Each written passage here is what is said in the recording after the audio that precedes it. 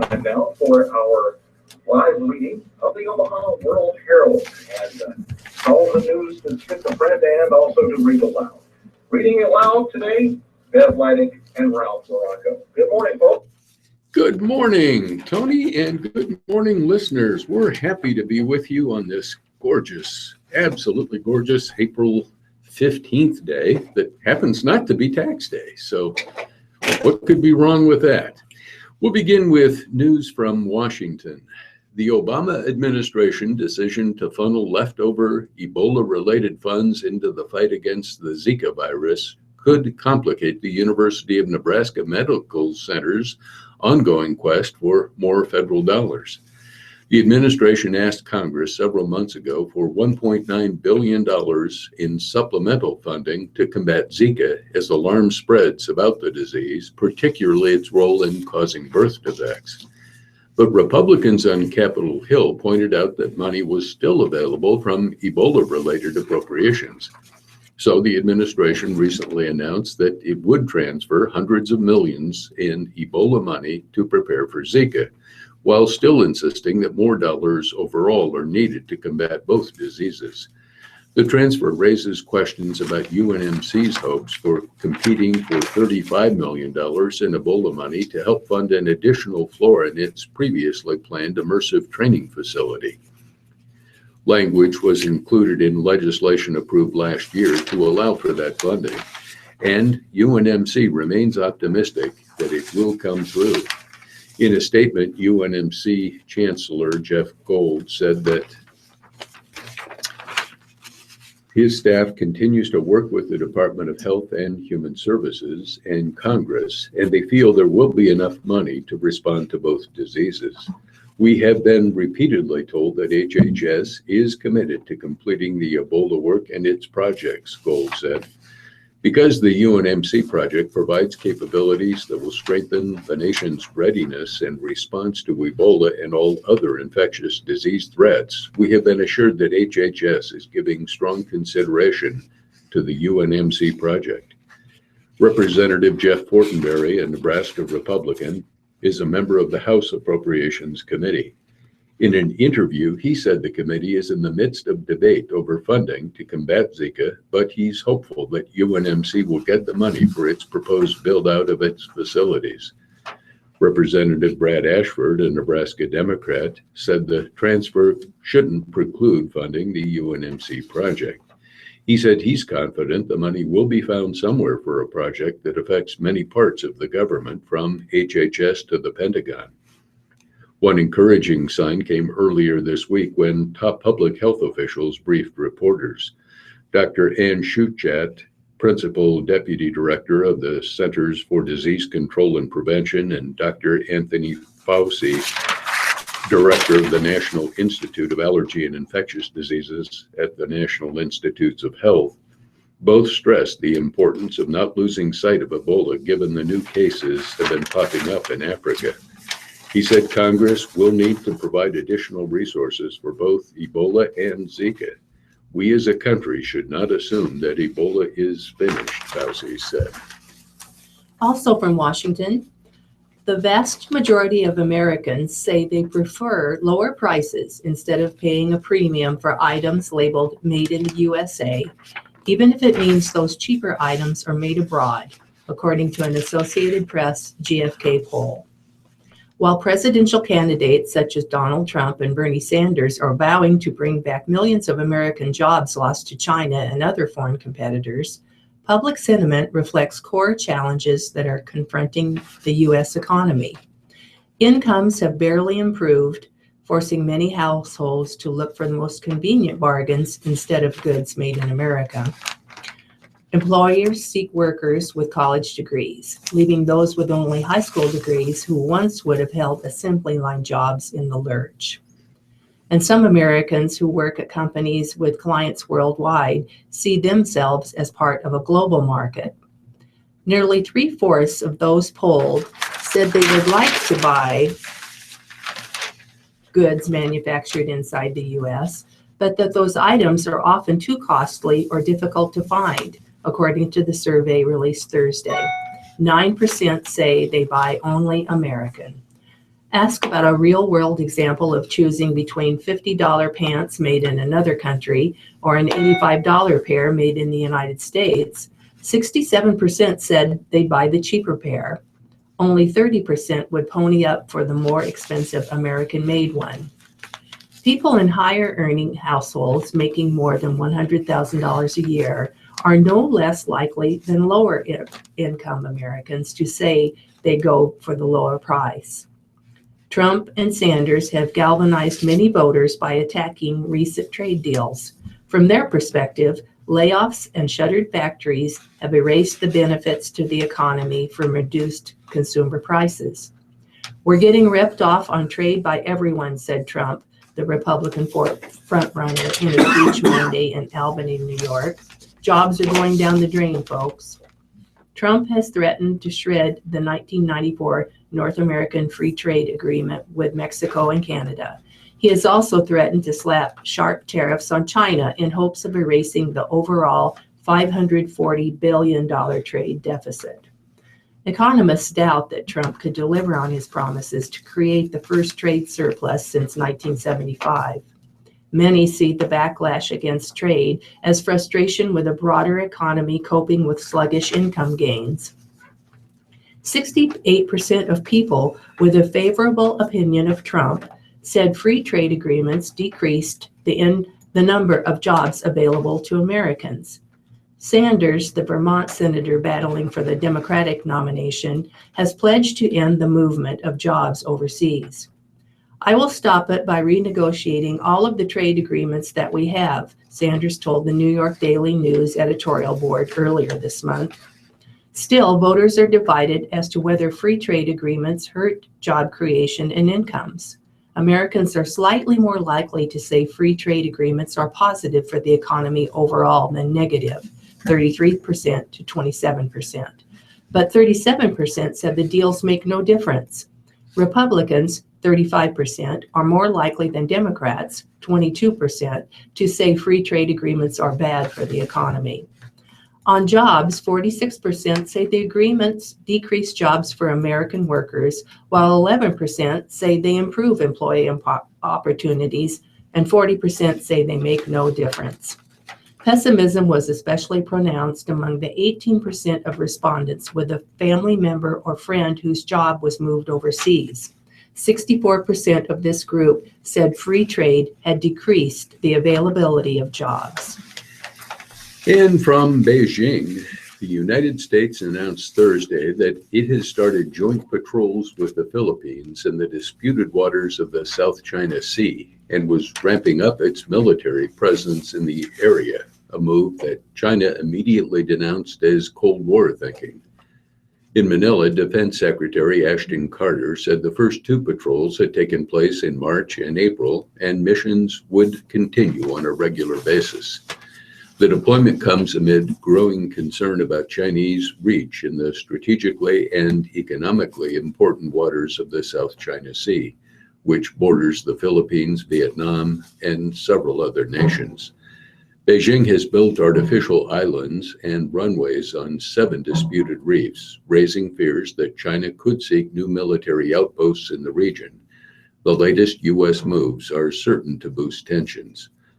Around 300 U.S. troops, including Air Force crews with combat aircraft and helicopters, will stay in the Philippines through the end of the month. They are among a contingent already taking part in 11 days of combat exercises. Troops and military equipment will also be sent on regular rotations to the Philippines. China accuses the United States of militarizing the region as part of President Barack Obama's strategic rebalance to Asia. It also has pointed to a 2011 deal to station Marines in Darwin, Australia, and a recent announcement allowing U.S. troops access to 5 bases in the Philippines. Reinforcing a military alliance is a sign of Cold War thinking, and it runs against the trend of this era: peace, development, cooperation, and win-win, the Chinese Ministry of National Defense said in response to the latest news. Tensions between China and the Philippines have been steadily building in the run-up to a ruling expected soon from an international tribunal in The Hague on the South China Sea dispute. The government in Manila initiated proceedings after China seized control of Scarborough Shoal on the Spratly Islands in 2012. China says that it will not recognize the tribunal's decision. The Philippines government worries that China could begin a new program of land reclamation and building on the shoal. And this story is from Denver. Police and federal agents arrested more than 40 people and seized piles of pot plants and elaborate growing equipment Thursday during raids of homes and warehouses throughout the Denver area, part of a multi-state investigation into the illegal distribution of marijuana outside Colorado. Authorities described the case as the latest example of drug traffickers seeking haven in the state's flourishing marijuana industry in order to ship the drug out of state, where it can sell for more than double what it would in Colorado. Several raids in recent weeks have taken aim at out-of-state drug rings, including a sweep last month that focused on unlicensed pot grows of various sizes. The year-long investigation that led to Thursday's raids began after residents living near the grows began complaining about the smell of weed, a law enforcement official with knowledge of the investigation told the Associated Press. The official wasn't authorized to comment on the ongoing investigation and did so on the condition of anonymity. The official said the case involves people who moved to Colorado from Texas specifically to grow marijuana that would be illegally exported. Officers searched about 30 properties during the raids, which spanned from the Denver area south to Colorado Springs. The North Metro Drug Task Force and the Federal Drug Enforcement Administration referred questions to the Colorado Attorney General's office, which refused to comment. At one home in a residential neighborhood, agents confiscated grow lights and laid them on the lawn and driveway. In an industrial spot in Denver, large pot branches were stacked up in bushy piles outside a trailer and loaded onto a National Guard vehicle, the pungent smell drawing curious onlookers. Traffickers hid among the state's sanctioned warehouses and farms, but also in neighborhoods where concerned neighbors sometimes tip police, authorities said. In Pueblo, about 115 miles south of Denver, 7 separate investigations this month have led to the arrest of 12 people from Florida, many of whom are originally from Cuba. The Pueblo County Sheriff's Office has said all were growing the drug for shipment to more lucrative markets. Some had relocated to Colorado just weeks earlier. More than half of Colorado's recreational pot sales in 2014 were to out-of-state visitors, according to data from Colorado's marijuana regulators. Some sheriffs in western Nebraska have said their departments are burdened with greater enforcement costs because Colorado has been unable to contain the flow of the drugs. The Supreme Court has opted not to hear a lawsuit by Nebraska and Oklahoma that argued that their neighboring states cannot legally sell a drug that remains banned under federal law. Retired Omaha trucker Richard Pedroza, 76, faces a looming 50% cut to his pension, a $12,000 a year hit that will make it tough to pay his bills. It's a disaster, he said. It hurts right down to the core. Pedroza was among the Nebraskans and Iowans who traveled to the nation's capital this week to lobby Congress members for help in staving off the cuts proposed by the Teamsters' $18 billion Central States Pension Fund, which covers 400,000 people nationwide. It's just one of the multi-employer pension funds struggling financially. Congress previously passed provisions allowing multi-employer pension plans that are in dire straits to steeply reduce benefits now in an effort to avoid going belly up later. The Central States situation is being closely watched. Mediator Ken Feinberg is expected to rule on the proposed cuts next month. Thursday, the Nebraskans and Iowans joined other pensioners from across the country as a rally on the west lawn of the U.S. Capitol. Decked out in themed t-shirts and waving signs, they called for a halt to the cuts. Mary Packett of Omaha helped organize the Iowans and Nebraskans. Her father, Fred Lowry, is among those who would be affected. Lowry sat on the stage for much of Thursday's rally, waving signs as the speakers cycled through, including members of the House and Senate. Most of the politicians who spoke were Democrats on the left side of the political spectrum. But Senator Chuck Grassley, Iowa Republican, also took the stage. He noted that he voted against the broader legislation containing the provision that paved the way for the cuts. And at his request, the Government Accountability Office has launched a study into what went so wrong with the pension fund.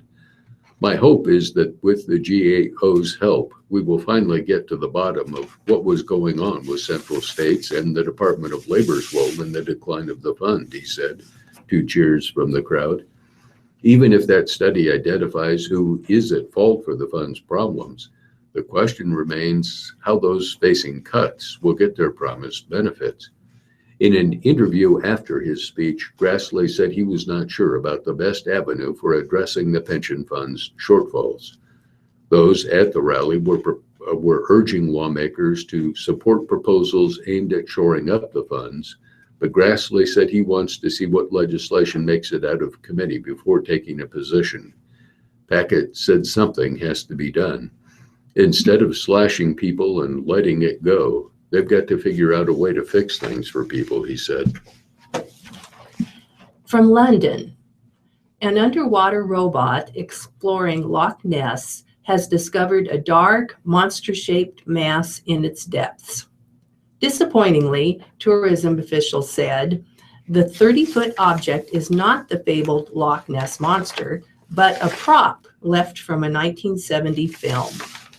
Billy Wilder's The Private Life of Sherlock Holmes put the great detective on the trail of the monster, which turned out to be a disguised submarine. A model of the submarine monster sank during production to the bottom of the 750-foot deep lake. And from Seoul, South Korea, a North Korean launch of a missile on the birthday of its revered founder appears to have failed, South Korea's defense ministry said today. It provided no details of the launch. And from Moscow, Russian President Vladimir Putin displayed a rare bit of leader-to-leader empathy Thursday, calling President Barack Obama a decent man for describing the U.S. military intervention in Libya as possibly his greatest mistake in office. The backhanded praise follows years of Russian anger over Western airstrikes in Libya that helped lead to the downfall of dictator Muammar Gaddafi in 2011 and the country's descent into civil war. And from Washington, critics of how prescription painkillers are administered in the U.S. are calling on health officials to phase out hospital procedures and questionnaires used to manage pain. They say the current system inadvertently encourages the overprescribing of addictive drugs like Vicodin and OxyContin, fueling an epidemic of overdoses tied to the opioid medications. Deaths linked to misuse and abuse of prescription opioids increased to nearly 19,000 in 2014, the highest figure on record according to the Centers for Disease Control and Prevention. More than 6 nonprofit groups and medical experts sent a letter this week to the Joint Commission, a nonprofit agency that accredits U.S. hospitals, asking it to revisit its standards for pain management. Only hospitals that have been accredited can receive payment from government plans such as Medicare and Medicaid, making the group standards highly influential. The letter specifically takes issue with guidelines instructing doctors to ask patients to assess their pain. It is co-signed by health commissioners from Vermont, Pennsylvania, Alaska, and Rhode Island. The Chicago-based Joint Commission rejected the idea that its standards push clinicians to prescribe opioids. Instead, the group said its standards require doctors to assess patients for pain and manage it.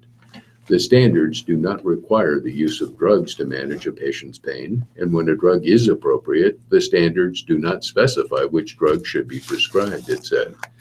The group also stressed that it does not view pain as a vital sign, a medical mantra often debated by pain specialists and their critics.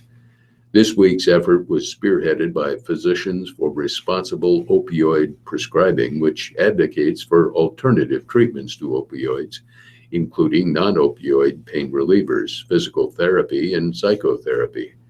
Last week, a bipartisan group of senators introduced legislation that would eliminate the connection between pain survey questions and the payment rates hospitals receive from Medicare. Moving now to local news. A Georgia company that would make chicken for Costco is the firm scouting the Fremont area for a new poultry processing plant. The company, calling itself Lincoln Premium Poultry, will be run by a member of a family long connected to the business of chicken. The family business, Kreider Foods, had an immigration raid a decade ago, probably a concern for area residents who have worried about the workforce of the proposed plant. Lincoln Premium Poultry executive Bill Kreider told the World Herald that immigration matters haven't been an ongoing problem at Kreider Foods, which makes canned chicken for Costco and other retailers sold under the retailer's own brand names. Bill Kreider is working with Deloitte Consulting to scout sites for the plant. Lincoln Premium Poultry would operate the plant, which would produce raw chicken made only for Costco. Darren Bulow, a principal with Deloitte and leader of its real estate and location strategy practice, said it hasn't been determined how the business relationship between Costco and Lincoln Premium Poultry would be structured, or which company would buy the land or own the facility. The scouting for a possible site for the chicken plant has thus far been done outside of public view. Development officials refused to name the company in public meetings and refused to disclose its name to the World Herald. State and local officials also refused to disclose the names of the companies involved. After being contacted by the World Herald on Thursday afternoon, Kreider and Deloitte confirmed that they were involved in the Fremont area proposal. The companies said they were working on behalf of a customer they wouldn't name. Later, Thursday evening, Costco and Deloitte contacted the World Herald to say Costco was the customer.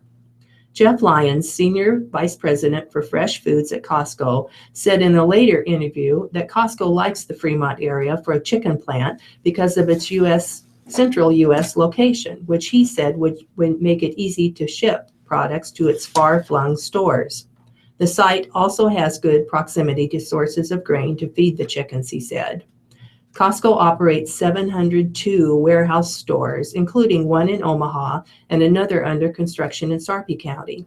The proposed plant would slaughter as many as 1.6 million chickens a week and provide about a third of Costco's total fresh chicken supply. Plans for the plant, which emerged last month after Dodge County landowners got wind of it, have been controversial. A meeting of the Nickerson Village Board, which would need to rezone a parcel of land for the plant, drew a large crowd of people, many of whom spoke against a chicken facility coming to the area. Opponents spoke of smells, pollution, and vehemently at times worries about the people who would be working at the plant. Illegal immigrants could be drawn to the town, they said. A decade ago, the family company behind the Fremont proposal did have a run-in with federal immigration authorities. The Kreider poultry plant in Stillmore, Georgia, operated by Bill Kreider's father, Billy Kreider, was raided in 2006, according to accounts in multiple news media. The company lost 3/4 of its 900-person workforce as a result of the raid. The Wall Street Journal reported at the time about 125 undocumented workers were removed by authorities and sent to immigration courts. The rest scattered. After the raid, to replenish its workforce, Kreider boosted its hourly pay rate and began recruiting local workers, the Journal reported. Meanwhile, the Athens Banner Herald newspaper in Georgia reported that the Kreider plant also hired workers through an arrangement with the Georgia Department of Corrections.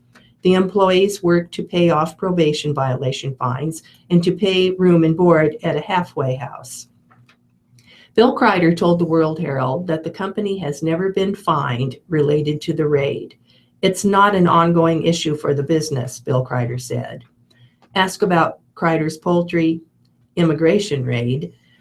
Costco's Lyons said, "I wasn't aware of that other than in passing. It wasn't anything we looked into. It was a long time ago."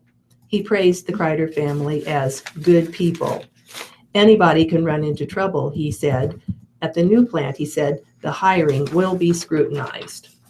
Lyons said the plant will employ mechanical engineers and truck drivers in addition to production line employees.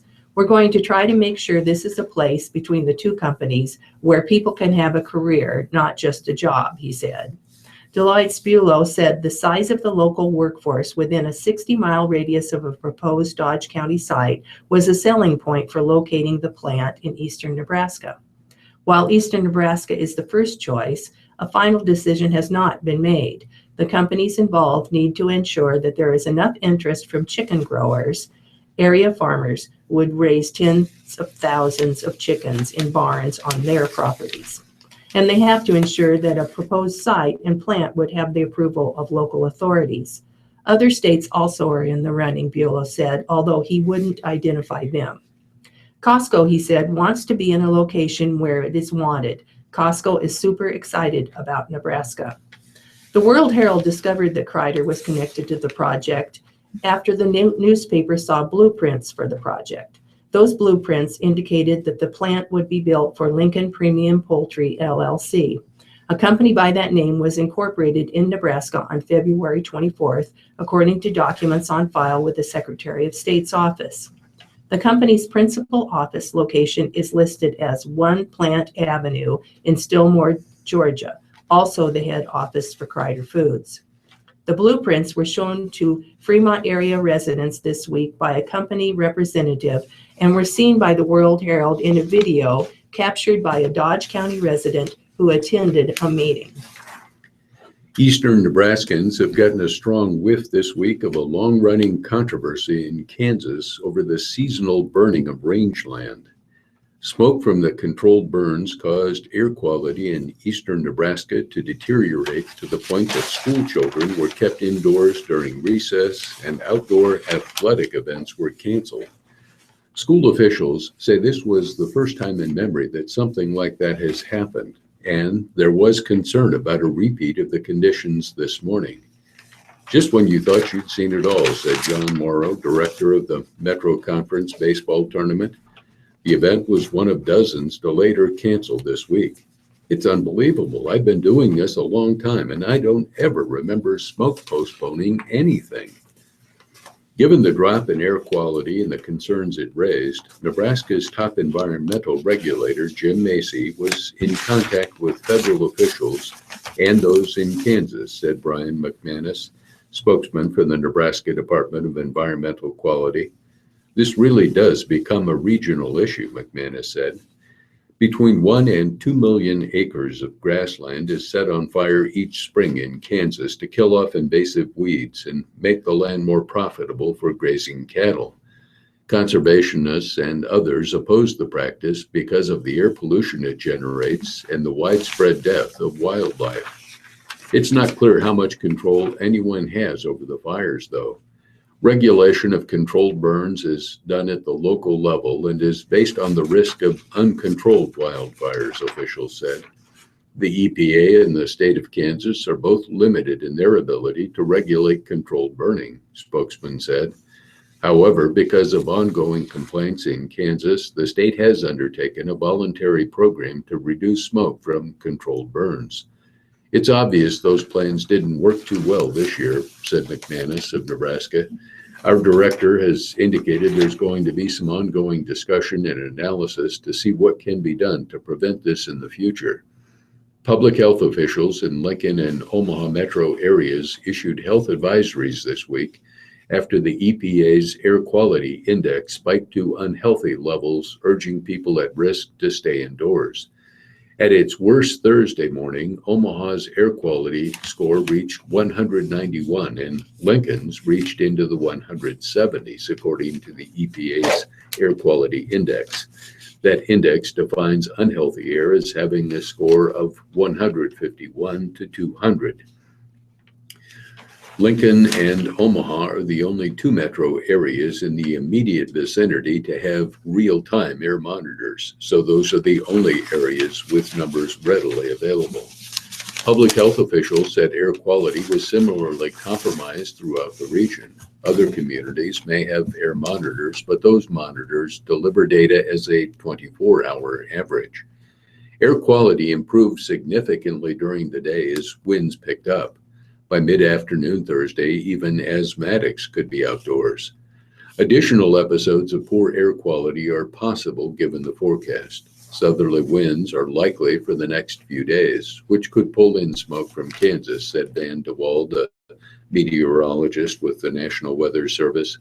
The air quality problems, even if it pops back in or back up a couple of times, doesn't pose a long-term threat to health, medical experts said.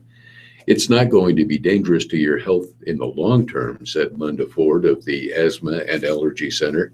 Instead, the risk is of an immediate nature, such as an asthma attack. Local doctors said they didn't expect to see a surge in complaints because a good amount of public education was taking place and because most people already know how to manage their health problems. A seasonal practice in Kansas, the controlled burns had a noticeable effect on air quality in Nebraska this week for a couple of reasons. Jody Holthouse, a livestock and natural resource extension agent for Kansas State University, said ranchers set more fires than usual this week because dry, windy conditions this spring have kept them from a staggered schedule of controlled burns. With winds dying down, ranchers push to get more of their fields burned. Additionally, a weather phenomenon known as an inversion occurred Thursday morning in eastern Nebraska, trapping pollutants at ground level, said DeWald of the Weather Service. After the sun came up and the winds picked up, the smoke dissipated. Kansas, like Nebraska, is a major cattle-producing state, but its ranchers use controlled burns on a scale not practiced in Nebraska because of differences in climate and land cover. Tyler Dupee, Chief Executive Officer of the Kansas Cattlemen, said the grasslands of eastern Kansas see more rain than the western plains, so weeds grow faster.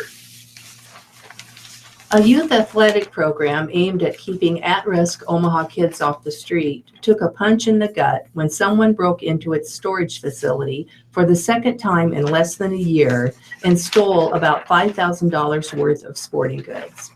The Police Athletics for Community Engagement, or PACE, program discovered Thursday morning that someone had burglarized its storage unit near 33 3rd and Q Streets, said Ray Pedoni, a retired Omaha police sergeant and the program's executive assistant. At least 1,600 youngsters are expected to participate in PACE's soccer and baseball leagues starting in June. When people come in and take your stuff for a free program, it's like a punch in the gut, Pedoni said. We've got a little time to recover, but we'd like to get our stuff back as soon as possible. It's the second time in the past year that the organization's stored equipment has been stolen. About 75% of the equipment in PACE's storage shed was stolen last June as well. Saul Soltero, executive director of PACE, said it's disappointing for the program to lose needed items. It's a kick in the gut, I'll tell you that, he said last year. The items stolen this week include 50 soccer balls and several bags used to carry baseball equipment. Also taken were a tent, hand tools, jerseys, cleats, and bleacher parts. This setback will not deter PACE from our mission to help those most in need, Fedoni said. PACE is appealing to all of our Facebook friends for any information that would lead to the return of our equipment. Omaha police officers work as mentors and coaches in the program. Youngsters don't pay anything to participate, Fedoni said.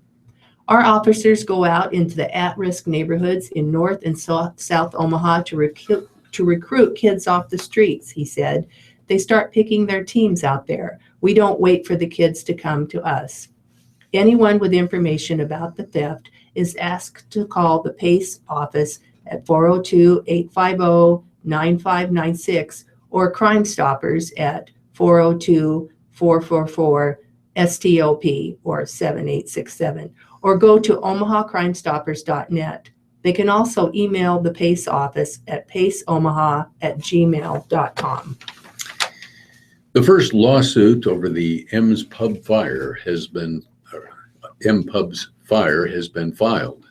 It alleges the contractors drilling underground were negligent in rupturing a gas line which fed a tower of fire that ravaged the old brick building at 1102 Howard Street. The suit was filed Wednesday in Douglas County District Court by Mark Mercer, Vera Mercer, and Mercer Management. The suit says Mark Mercer is the sole owner of the building that housed M's Pub, the popular Old Market restaurant that burned to a halt in January. The suit was filed by the building's owners, not the owners of M's Pub, who have their own attorneys.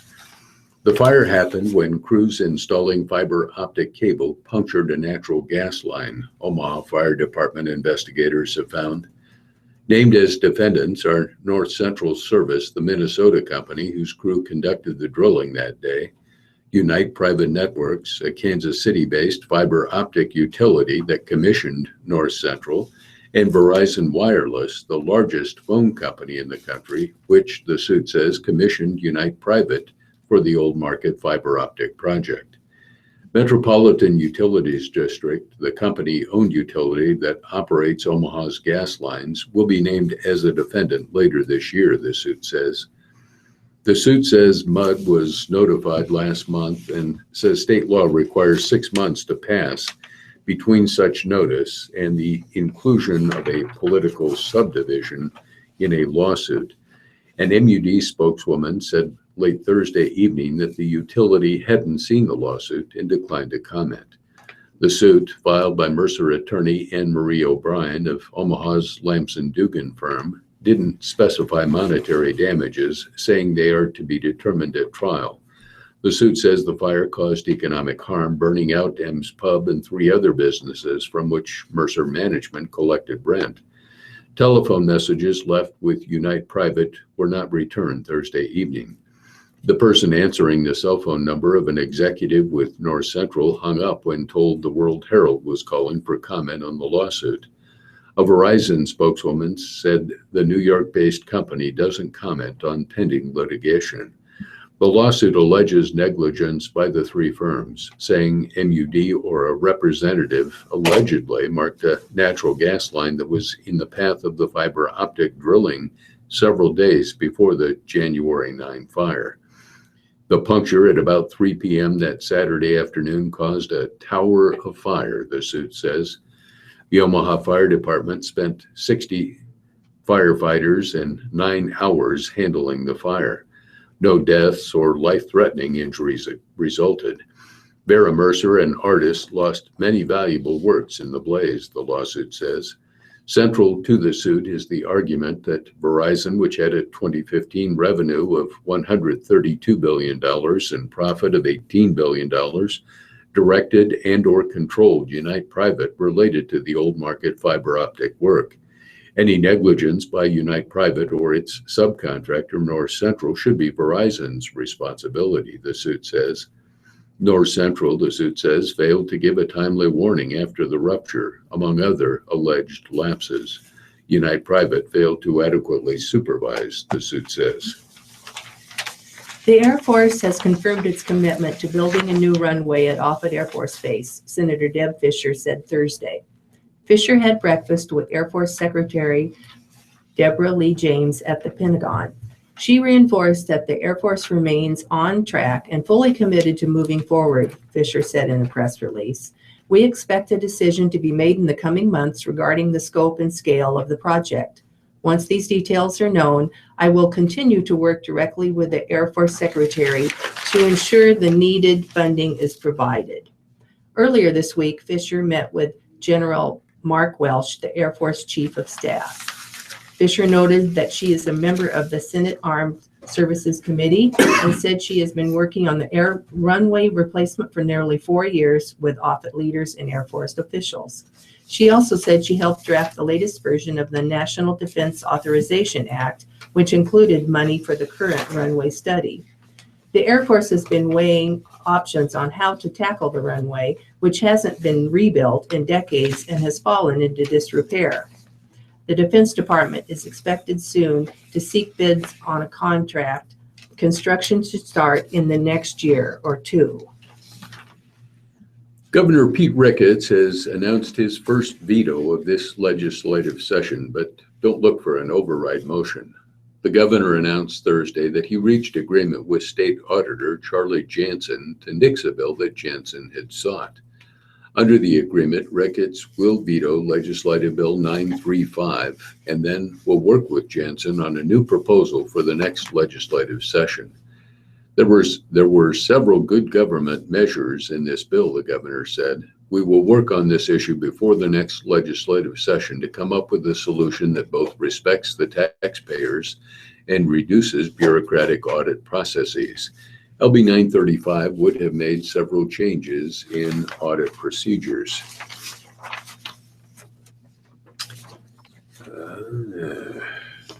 And state operations. One provision would have paid state employees expenses based on the federal government's per diem and mileage rates instead of based on their actual documented expenses for travel, meals, lodging, and mileage. The change would have simplified the process of reimbursing employees and auditing their expenses. Legislative fiscal staff estimated the change would increase state general fund spending by $1.4 million per year. Jansen said he understood the governor's concerns and appreciated his willingness to work on a new bill next year. Ricketts is in the process of reviewing all the bills passed by state lawmakers this week. He has until Tuesday to decide whether to sign, veto, or allow the bills to become law without his signature. A late surge in flu cases has produced higher than average numbers in Douglas County, the local health department said this week. The local late uptick appeared to match the pattern statewide in Iowa and nationwide. Influenza arrived late in a season that overall has been fairly mild, particularly compared with the 2014-2015 flu season. Statewide, as of late March, the Nebraska Department of Health and Human Services had reported 1,982 positive rapid flu tests in doctors' offices and clinics, compared with 9,844 last season. Influenza doesn't have to be formally reported to authorities in Nebraska and Iowa, so the numbers aren't precise. Further, doctors often treat the illness without testing for it. The state said only 5 deaths have been attributable to flu, down from 84 last season and 16 in 2013-14. Douglas County also is reporting 5 flu-related deaths, while the state statistics reflect just 2 flu deaths in Douglas County.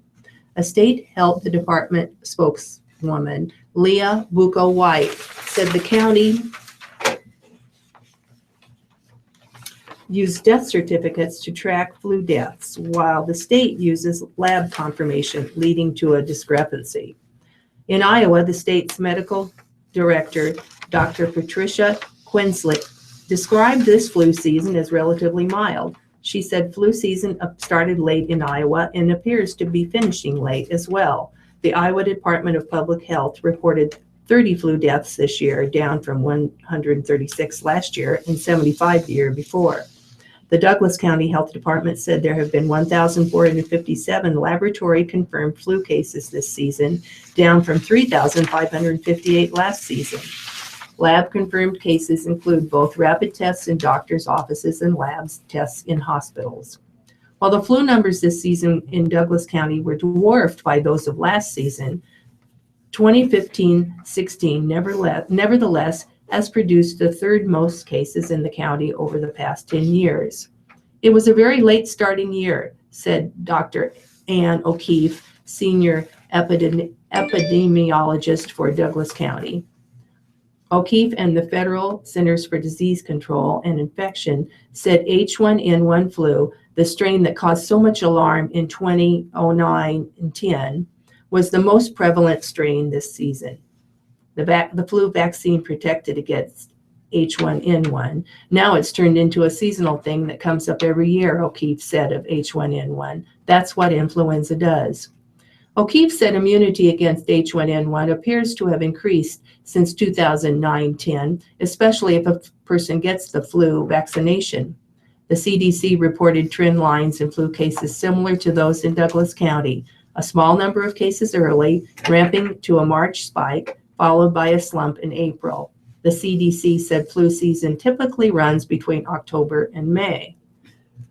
O'Keefe said the surge in March is an argument for getting the vaccine even this late in the season. It takes 1 to 2 weeks for a person's immune system to respond to the vaccine, she said. Vaccine, in many cases, is in short supply. At Kohl's Pharmacy and Home Care, a spokeswoman said her company has returned much of its supply, but has a few vials in some stores. Kubat Pharmacy still has some vaccine. Only 1 of 3 Walgreens stores surveyed in Omaha had any vaccine. And a Hy-Vee spokeswoman in West Des Moines, Iowa, said customers should call the store they use to see where their vaccine is still available there. From Broken Bow, a $4 million civic construction project that was many years in the making is underway in downtown Broken Bow. Vintage brick streets around the city square, new globe-shaped light fixtures, restructuring curbs and street parking spaces are under construction or planned. Extensive rebuilding of water mains and storm sewers is underway. Reconstruction of 3 of the streets surrounding the picturesque tree-shaped square began in late March. It's going to interfere with our business, but it needs to get done, said Shirley McGinn, who owns The Closet, a clothing store on the square. I'm absolutely for it. Also set for renovation is the downtown section of 10th Avenue, which hosts the Custer County Courthouse and Broken Bow's city offices. The work is scheduled to begin in July. The estimated total cost of the project is $4.3 million, City Administrator Brent Clark said. Funds to pay for the construction are coming from a 1.5% sales tax that began several years ago, he said. Mayor Cecil Burt sees the project as having a strong economic effect. We have a lot of young families moving back here right now, Burt said. And at 46 minutes past the hour, we'll turn to death and funeral notices from each of our papers. These are the obituaries for Friday, April 15 from the Lincoln Journal-Star. Barger, Gary D. Barger, was 79 and lived in Lincoln. Services are pending at Lincoln Memorial Funeral Home. Bruce, Ann E. Bruce, was 74 and lived in Lincoln. The Roper and Sons Funeral Home is handling services in lieu of flowers. Please make donations in Ann's honor to Friendship Home of Lincoln. Eicher, Verba J. Troyer Eicher, was 89 and lived in Milford. Memorials to the family for future designation, the Lauber Moore Funeral Home. Frank, Doris M. Frank, was 85 and lived in lived in Seward. Memorials in care of the Doris Frank family for future designation, the Zabka Funeral Home in Seward. Hanson, Alan C. Hanson, was 84 when he died in Aurora on April 13. Higgins, Don Higgins, and he was 81, and Joyce Higgins, age 80, departed this world on April 8 of 2016. A memorial service will be held at 10 a.m. April 16 at the Roper and Son Funeral Home. Memorials may be given to the Food Bank of Lincoln. Hogriff, Robert D. Hogriff, was 68 and lived in Auburn. The Hemmingson Mortuary in Auburn is handling services, memorials to the family's choice. Kyle, Gary Wayne Kyle, lived in Hastings, formerly in Superior. He died at the age of 74. The Williams Funeral Home in Superior is handling services. Lamb, Phyllis J. Lamb, lived in Lincoln, formerly in Bolivar, Missouri. She died at the age of 82. In lieu of flowers, memorials can be sent to Peru State College Foundation or the American Parkinson's Disease Association. The Butheris, Mazer, and Love Funeral Home will be handling arrangements. Lauterbach, Truman or Doc F. Lauterbach, was 94 and lived in Sprague. Memorials in care of the family. The Kunkel Funeral Home in Crete. Leninger, M. Anita Leninger, was 89 when she died on April 12. Metzger, Kenneth Dwayne Metzger, was 92 and lived in Syracuse. He was a veteran serving his country. It doesn't say where or when, but probably at his age in World War II. Memorials to the Syracuse United Methodist Church, the Fusselman Ellen Harvey Funeral Home. Morey, Robert Byron Morey, was 95 and lived in Lincoln. He was a veteran serving in the U.S. Army Air Corps during World War II. Memorials to the Westminster Presbyterian Church in Lincoln, or the Donor's Choice, the Roper and Sons Funeral Home. Morris, Gary E. Morris, was 78 and lived in Greenwood. A private celebration of life will be held later for Gary. Moyer, Willa D. Moyer, was 88 when she died in Humboldt on April 13. Ott, Edith M. Ott, was 86 when she died in Beatrice on April 13. Rhodes, Richard J. Rhodes, was 95 and lived in Lincoln. He was a veteran serving in the U.S. Coast Guard. The Laughlin Hobbit Funeral Home in Wymore is handling arrangements. Singletary, Patsy Singletary, was 68 when she died on April 12. Schmaderer, Robert G. Schmaderer, was 92 when he died in West Point on April 12. He was a veteran. The Minnick Funeral Home in West Point is handling services. The family suggests memorials be directed to the GACC endowment in Bob's name. Stowe's, Loretta D. Stowe's, was 83 and lived in Odell. She died on April 12. Sullivan, James or Jim Dale Sullivan, was 84 and lived in Waco. The Metz Mortuary in York is handling services. Voss, Shannon or Shay R. Voss, was 28 and lived in Lincoln. The Lincoln Memorial Funeral Home is handling services. Memorials in care of the family. Waller, Jimmy Dwayne Waller, was 67 and lived in Hickman. He was a veteran serving in the 101st Airborne during the Vietnam conflict. The Alternative Funeral and Cremation Service in Lincoln. White, Darrell E. White, was 66, formerly lived in Lincoln. He died in Phoenix, Arizona. He was a veteran serving in the U.S. Army during the Vietnam conflict. Private family memorial services will be held at a later date. Memorials may be sent to Patriot Productions. Worley, Geneva M. Worley, was 93 and lived in Lincoln. Memorials to the family for future designation, the Lincoln Memorial Funeral Home. And my final notice is for Wilcox. Dean Rex Wilcox was 82 and lived in York. The Metz Mortuary in York is handling services.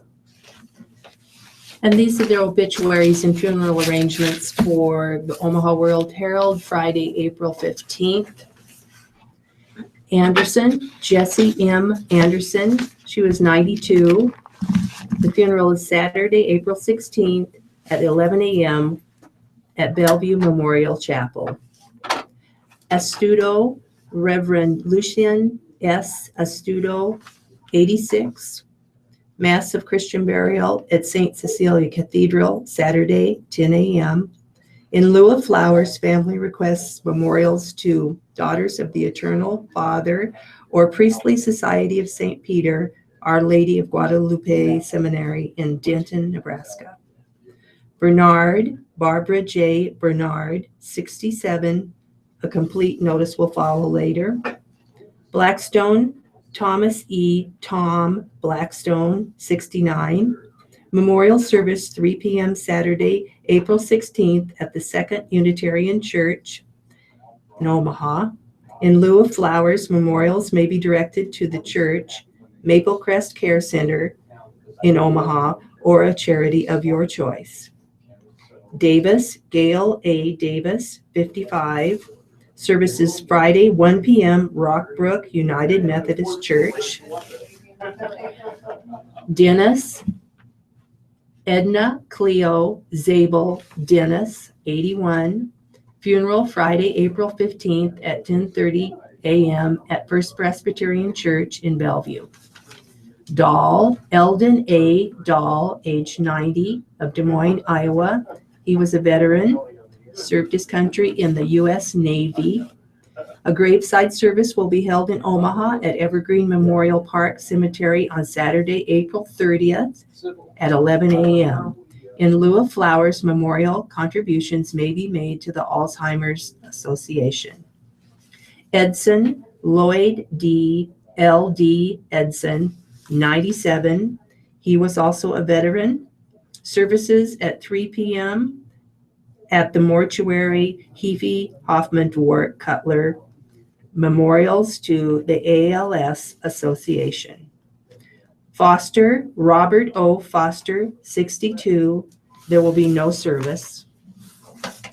Gordon, Margaret J. Peggy Gordon, 78. Mass of Christian burial, Saturday, 10 a.m., St. Vincent de Paul Catholic Church. Memorials to John L. and Margaret J. Gordon Medical Scholarship Fund at Creighton University, St. Vincent de Paul School, or Sienna Francis House. Hanson, Craig B. Hanson, 67, of Plattsmouth. Memorial service will be held 1 p.m. Saturday, April 23rd at First United Methodist Church in Plattsmouth. Memorials to the Plattsmouth Rescue Squad or the Scleroderma Foundation. Hartman, Norma Louise Hartman, 88, of Omaha. The family will hold a private service. Memorials to the Rose Blumpkin Jewish Home. Hicks, Robert W. Hicks, 80, of Omaha. Mass of Christian burial, 10:30 a.m. Saturday, April 16th at Holy Name Catholic Church in Omaha. Memorials in Robert's name may be given to St. Benedict Catholic Church in Omaha. Higgins, Mary L. Higgins, 87. Mass of Christian burial, Saturday, 10 a.m., Holy Cross Catholic Church. Memorials may be directed to the family. Hovey, Dana K. Hovey, 69. Funeral service Saturday, 11 a.m. at West Lawn Hillcrest. Jarosz, J-A-R-O-S-Z, Zygmunt Zig Jarosz, 89. He was a veteran. Funeral Mass Friday, 10:30 at the St. Vincent de Paul Catholic Church. In lieu of flowers, memorials are suggested to the Josie Harper Hospice House. Kimball, Patrick J. Kimball, 48. Funeral, 12 noon, Saturday, April 16th at St. Mary Catholic Church. Memorials to be directed to the family. Kitson, George C. Kitson, 78. Complete notice later. Larson, Marcia Larson, 65. No services. Lucas, Marcella L. Lucas, 92. Mass of Christian burial Friday, 10 a.m. Christ the King Catholic Church.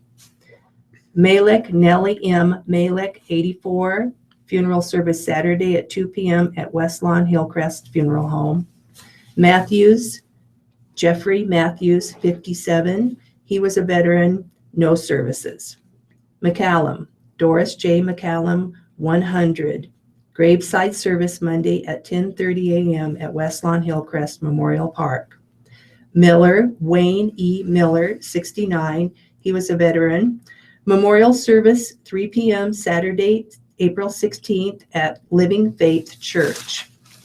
Morey, Robert Byron Morey, age 95. He was a veteran serving with the U.S. Army Air Corps. 95 years old, of Lincoln, Nebraska.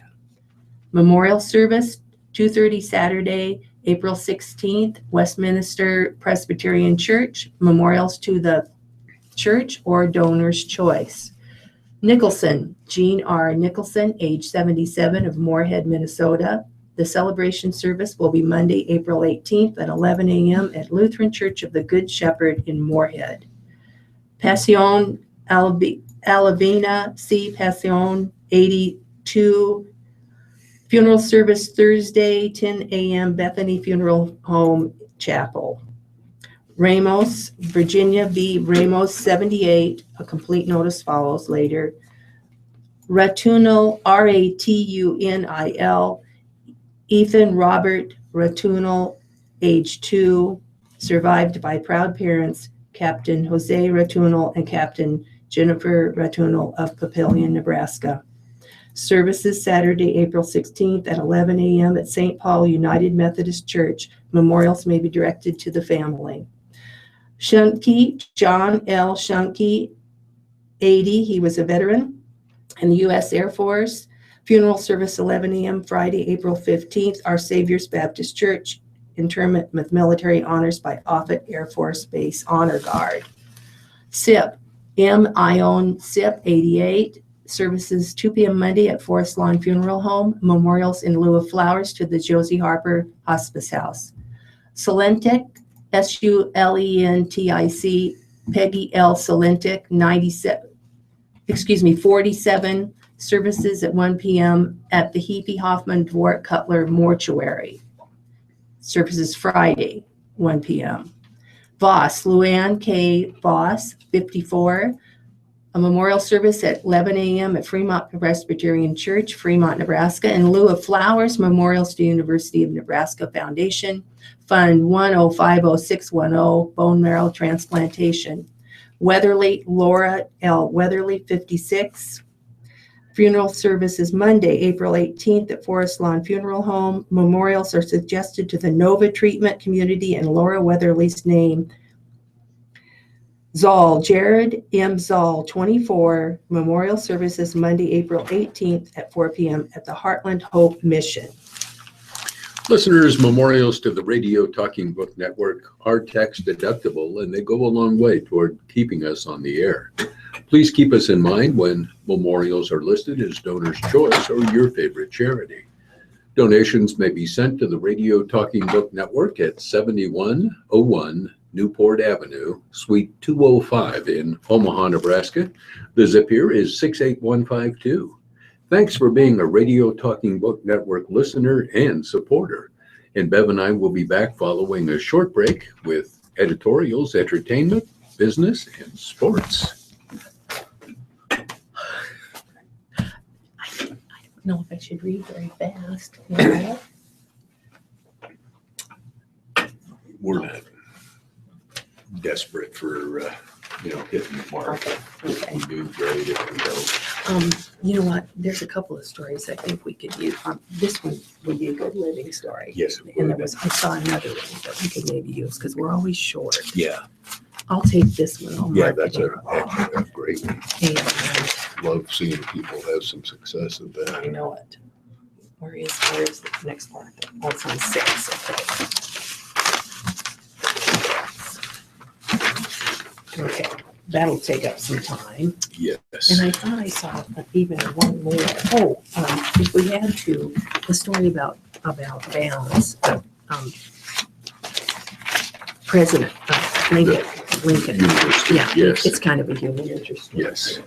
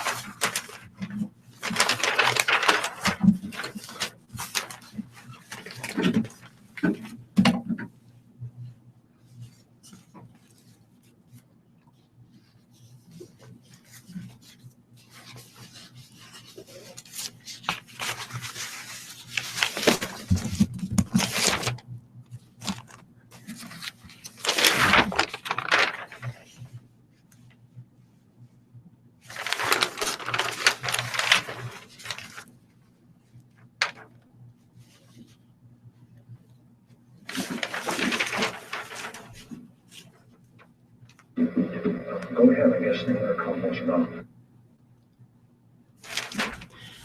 And we're back with the editorials for today from the Omaha World Herald. Graduating from college in 4 years can have enormous value for a young person. It avoids the added costs of extra semesters and sidesteps additional student debt. It promotes constructive work habits and can enable a student to enter the workforce earlier. Unfortunately, Nebraska needs to do a better job helping many students complete their college studies on time. Key numbers show this. Statewide, only 32% of college students across Nebraska graduate in 4 years. Universities record their 6-year graduation rates, and those for University of Nebraska campuses show the need for improvement. In 2014, the University of Nebraska-Lincoln had a 6-year graduation rate of 66.8%.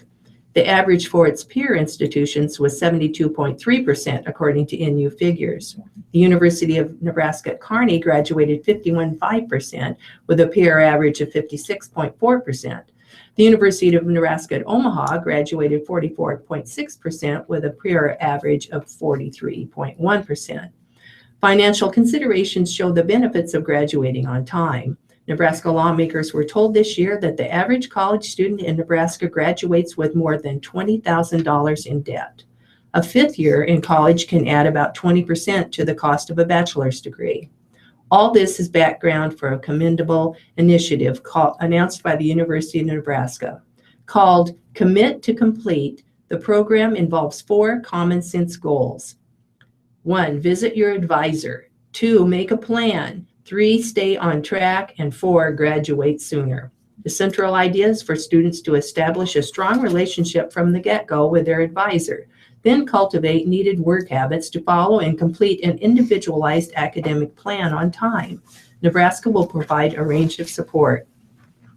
Nebraskans rightfully want to see us focused on helping our students earn their degree as quickly as possible, NU President Hank Bounds says, so they can minimize the cost of their education and start their careers sooner. The NU Board of Regents helped things in 2011 by capping most bachelor's degrees at 120 hours, reducing one of the difficulties in graduating in 4 years. Some private Nebraska colleges are offering what's called a 4-year guarantee. If a student sticks with a major but isn't able to earn a degree in 4 years because the university makes a change, the student can finish tuition-free. Nebraska institutions offering such a plan include Grace University in Omaha, Midland University in Fremont, and Doane College in Crete. No one should expect a quick solution to the graduation challenge. Of more than 51,000 young people on NU's 4 campuses, many have a tremendous load on their plate as they struggle and juggle school and part-time jobs. Some are the first in their families to attend college and need support in navigating college expectations and requirements. There are positive signs about the opportunities for progress. Changes adopted by UNL, for example, have boosted the graduation rate for minority students by 19% over the past decade. In fact, UNL's approach narrowed the gap between white and black graduation rates more than at 250 other colleges in a recent Education Trust study. At the same time, there is room for more improvement, since the minority graduation rate at UNL in 2013 was 56.2%.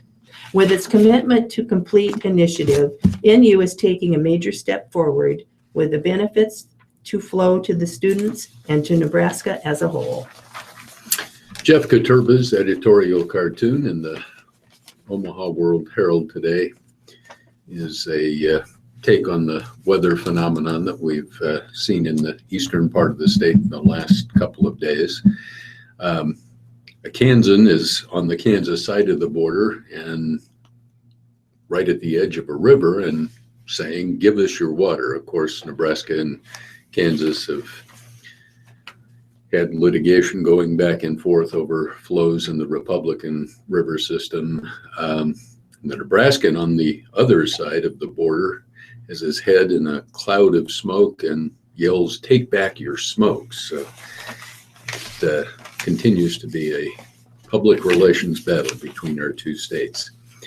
These are some letters appearing in the Public Pulse.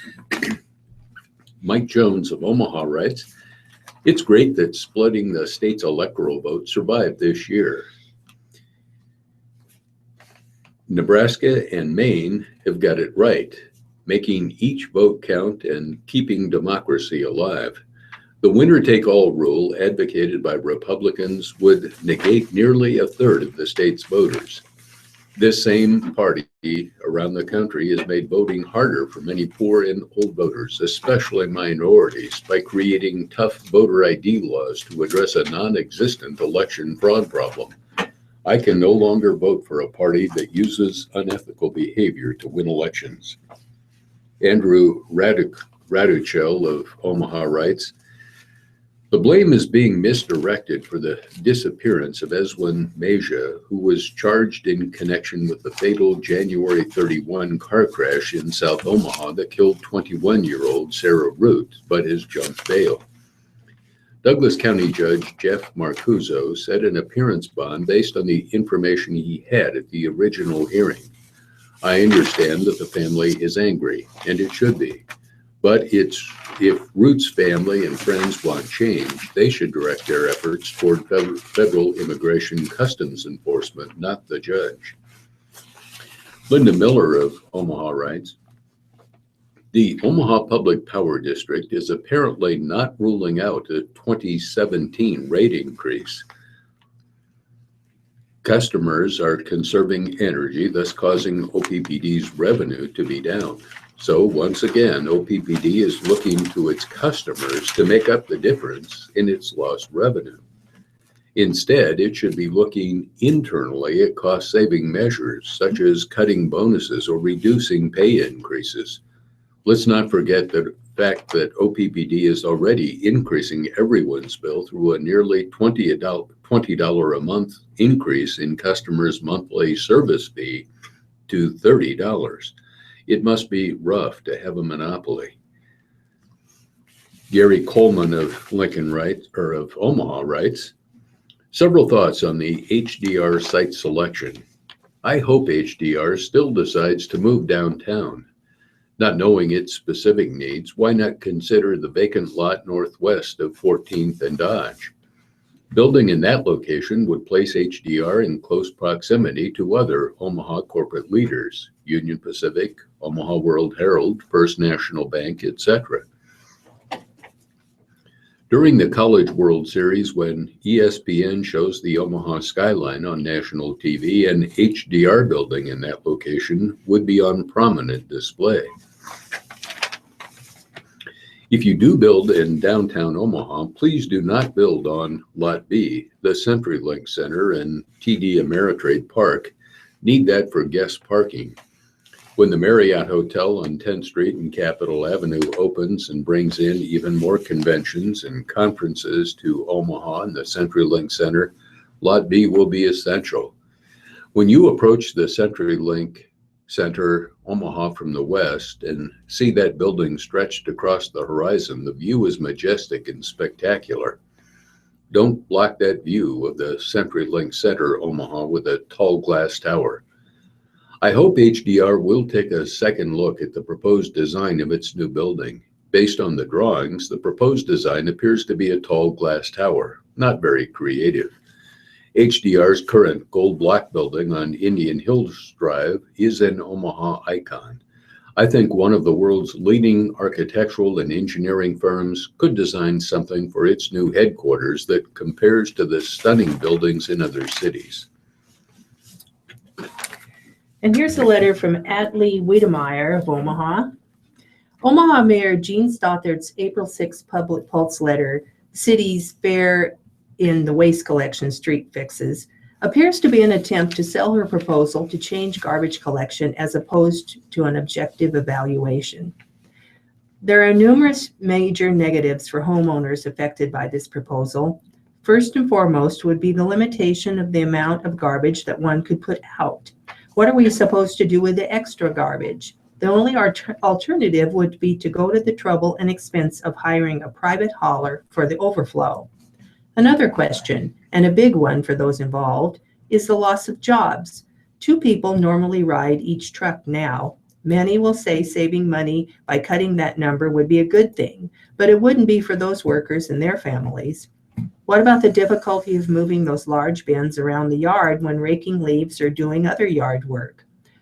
Where would they be stored out of sight? They would be an eyesore because they would be stored in full view all over the city when homeowners have no room to store them inside. I'm also concerned that drivers would be reluctant to get out of their trucks to pick up anything. The bottom line is we would be getting much less service for more money. Keep Omaha happy and beautiful by picking up all of the trash.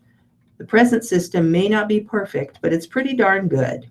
Let's work on improving it where necessary and keep the cost reasonable. And here's a letter from Sharon Kutzel of Columbus, Nebraska. I wish to thank the Omaha World Herald for the April 10th article about dying with dignity.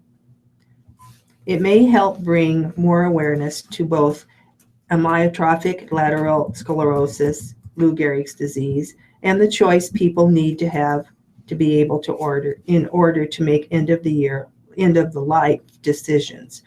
My husband lived with ALS for 16 years after diagnosis in 1996. I was his caretaker. At his request, he was given morphine at the end of his life. During that time and since, I have met many ALS patients and their families. Individuals feel differently about this issue, and their right to choose needs to be respected. At this time, individuals are denied choice. I appreciate Dave Newell's willingness to share his story. It is frustrating that he is prevented from making his own choice. And this letter from Jim Kenyon of Omaha. One would think that before awarding a $3.1 million contract for the demolition of the Civic Auditorium, the City Council might have checked on the financial status of the winning bidder. Apparently, $3.1 million of taxpayers' money isn't a large enough sum to merit such consideration. And Doug Wilson of Farragut, Iowa writes, let's imagine this scenario for a moment. A liberal Supreme Court justice passes away in the last year of George W. Bush's presidency. A Democratic-controlled Senate refuses to consider the qualifications of the nominee the president puts forward or to hold confirmation hearings because George W. Bush is a lame duck president. Democrats argue that the will of the people will decide come November. Would Senators Ben Sasse, Chuck Grassley, Joni Ernst, Deb Fischer, and all the rest of the Republican establishment be singing the same song that's filling our ears now? I think we all know the answer to that question.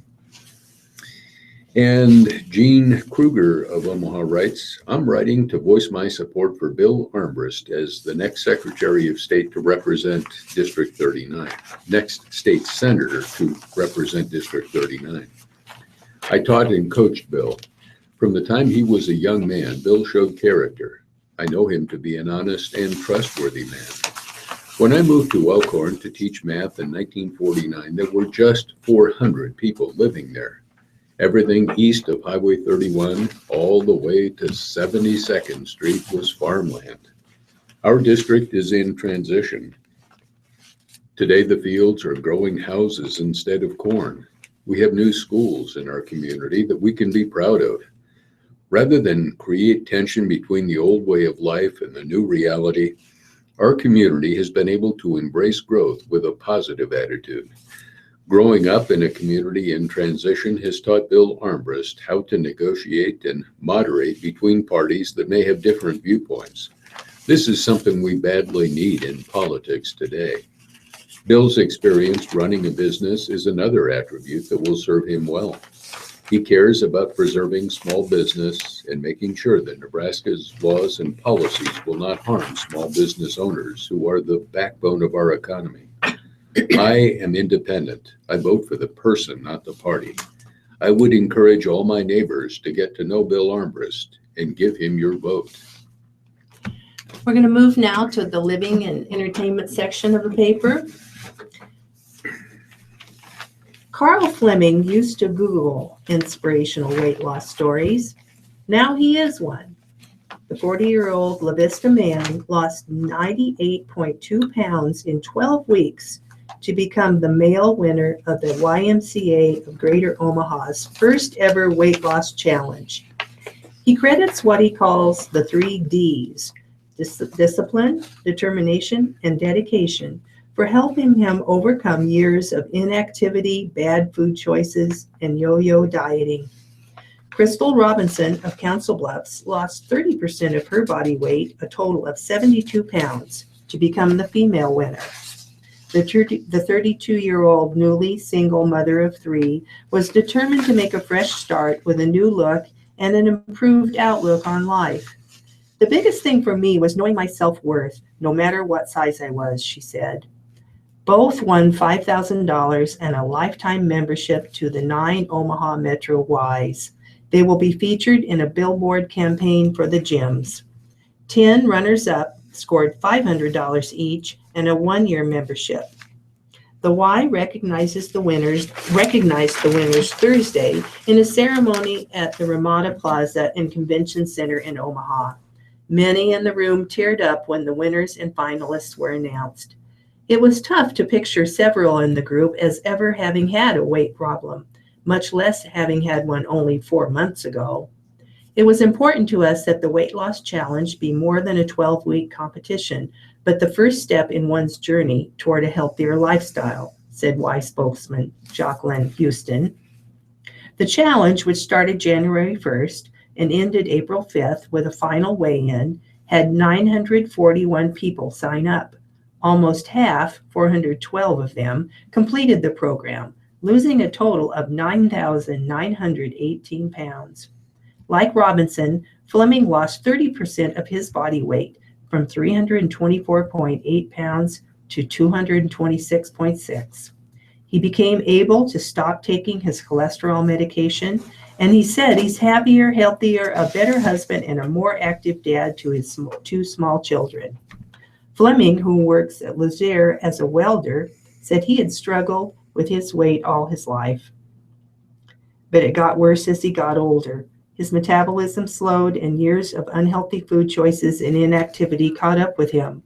I wanted to become healthy, he said. I knew that at the rate I was going, my body wasn't going to be able to keep going like that. He said he would search online for stories about people who had lost a lot of weight. He came across a man in Florida who lost weight by eating nothing white, no sugar, no white bread, and no white pasta. I figured if he could lose 100 pounds, I could too, Fleming said. He started exercising slowly, working his way up on the elliptical machine at the Sarpy YMCA. During the 12 weeks, he said he only missed 4 days at the gym. His pant size went from 52 to 44. I have so much more energy, he said. I used to come home from work exhausted and nap. The other day I came home after a 10-hour day and instead took my kids on a picnic to the park. That felt pretty good. Robinson, who went from 238.8 pounds to 166.8 pounds, said that over the years, stress eating turned into a food addiction. After her marriage ended, she decided the time was right to put her health first. This is going to be a lifelong battle, she said. She started working out at home using boot camp and kickboxing videos, missing only 5 days during the challenge. She ate the paleo diet, which emphasizes veggies and lean meat and cuts out dairy and grain. I didn't have a Fitbit. I didn't have a gym membership. I didn't have anything, she said, but it's all about finding the motivation to do it. Great success story. That is tough work to accomplish. This is the Ask Amy column appearing in the Omaha World Herald. Dear Amy, my husband of 15 years is a high-functioning alcoholic. I knew this going into our relationship 18 years ago, but now I have some new resentments popping up. Now that our daughters are busy teens with active lives and part-time jobs, I find myself constantly driving them around town. This is fine. It's part of being a mom. However, my husband never participates in this because he's been drinking and it wouldn't be safe. I totally agree with this and don't want him driving our kids even a little under the influence. Despite everything I've been through, though, I find I resent this the most. When I put up with this, not silently, mind you, Am I being an enabler? Signed, Curious Mom. Dear Curious, yes, you are enabling your husband to stay drunk during times when he might otherwise have to stay sober. Mind you, whenever you take care of your children, you're simply seeing to their needs, and you should feel good about that. This is what parenting is all about. But what would your family do if you weren't there? What would your husband do if you decided to get an evening job and weren't available, or if you decided to get drunk yourself one evening? You were the main person feeling uncomfortable over the whole situation, and one way to stop enabling is to try to spread out the discomfort and share it with others who are impacted by your husband's drinking. Let's say you decide to tell your family, I will very happily drive on Mondays, Wednesdays, and Fridays. Dad is responsible for the other days. Your husband either has to stay sober or he will have to go through the process of finding someone other than you to drive the kids. If the children are put out or made uncomfortable by this, they can tell their father how they feel, and he can explain to them why he isn't available when they need him. I certainly hope you and your children avail yourselves of Al-Anon and Alateen meetings.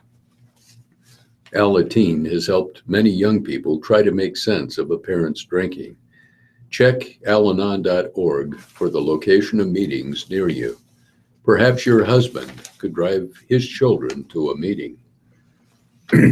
Dear Amy, recently an acquaintance contacted me about a guy she was talking to on Tinder, the dating app. Tinder shows when you and a connection have mutual Facebook friends, so this acquaintance asked me for an honest opinion. As I knew the guy she had been matched with, he and I went to college together. He and I hadn't talked in a few years, so I checked Facebook to make sure it was the same person. It was. However, I saw that he is due to be married within the year. I told my acquaintance to dodge the bullet, but now I'm not sure where my responsibility ends.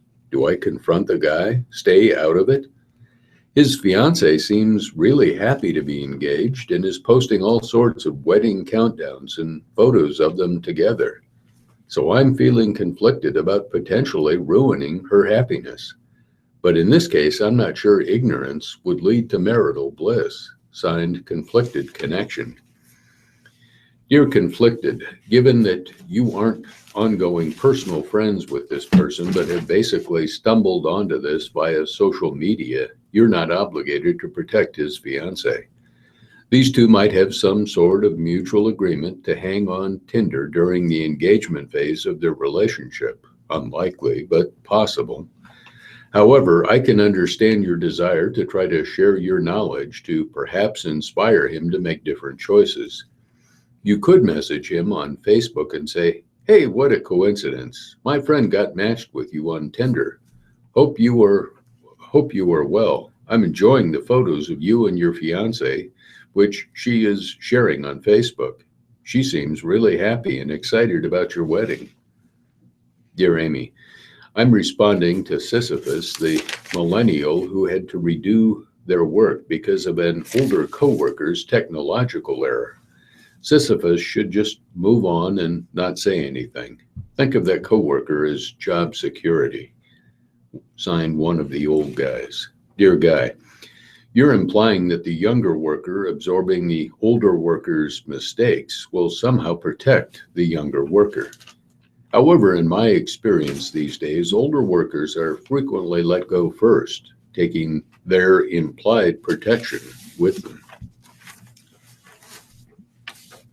You could say Omahan's Sharon Howell and Marion Faye are high school buddies with actors Matt Damon and Kristen Wiig.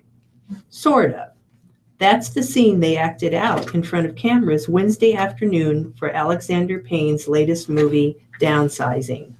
The filming took place outside Creighton Prep near 74th Street and Western Avenue. Al, 37, and Faye, 47, were just two of about 20 extras filming a high school reunion scene with Damon and Wiig. We were told to act as if we were seeing friends we hadn't seen in a long time, said Faye, the executive director of the Nebraska Cultural Endowment and an Omaha Public Schools board member. We also couldn't talk out loud because they had sensitive mics. The extras were encouraged to wear clothing they would wear to a high school reunion, but Faye said most were dressed by the wardrobe staff because they didn't have the look the film crew wanted. Payne has been filming his sci-fi movie in Omaha since Monday. Other film locations have included Regency Court, La Casa Pizzeria, an Omaha Steaks distribution center, and a neighborhood near 46th and Douglas Streets. Faye said that when she heard Payne wanted Omahans to work as background performers last month, she jumped on the opportunity. I just thought, why not? She said, it's something to check off my bucket list. Al, a nurse recruiter, felt the same way. I knew this would be a once-in-a-lifetime opportunity and experience, she said. I loved all of it, but I do wish we were able to get closer to the actors. Al, Faye, and all of the background performers selected were paid $10 per hour. Al received an extra $20 because her Honda CR-V was filmed. After wrapping at Creighton Prep, the Crows headed downtown to the Old Market to film outside Jams near 11th and Harney Streets. Al and Faye were background performers in those shots as well. This time they were just walking around the Old Market. That was also the role played by Chet Fortune, a 33-year-old Bellevue resident. It was incredible to see how much work, production, planning, adjusting, and executing have to happen for a few seconds of film, said the owner of Warrior Fitness in Omaha. Production is a huge team sport, and it takes a lot of individuals to make it all happen. It was a long day for the extras, but they said they didn't mind. Al said she arrived on the set at Creighton Prep at 2:30 p.m. and didn't get home until 1 a.m. The three extras agreed that one of the best parts was having drinks and dinner with Payne at Jams after the filming wrapped up Wednesday night. Several shot photos with him. Even though he had been working all day, he was so generous with his time, answering questions, taking pictures, and talking to people, Faye said. Everybody involved was so friendly. Al said it was extra meaningful that Payne individually thanked her for her time. Mr. Payne was super nice, she said. He seriously said to everyone, thank you for being a part of this. It means a lot to me. And these are some tips from Heloise. Dear Heloise, I needed an inexpensive work area, so I took an old wooden type door, removed the doorknob, and placed it on top of two sturdy two-drawer file cabinets. The hole in the door where the knob was is toward the back, and it accommodates electrical cords from my computer, phone, lamp, chargers, etc. There is a power strip on the floor for the electrical cords.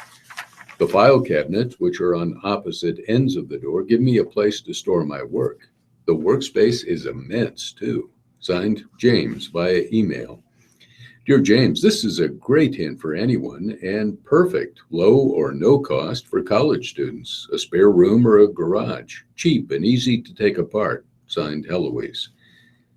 Dear Heloise, in response to your plug for our public libraries, my husband and I check out CD books to listen to as we travel.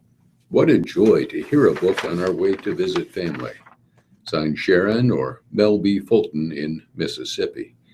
It is a nice way to pass the time. Readers, do yourself a favor and visit a library. You never know what you'll discover there. Heloise.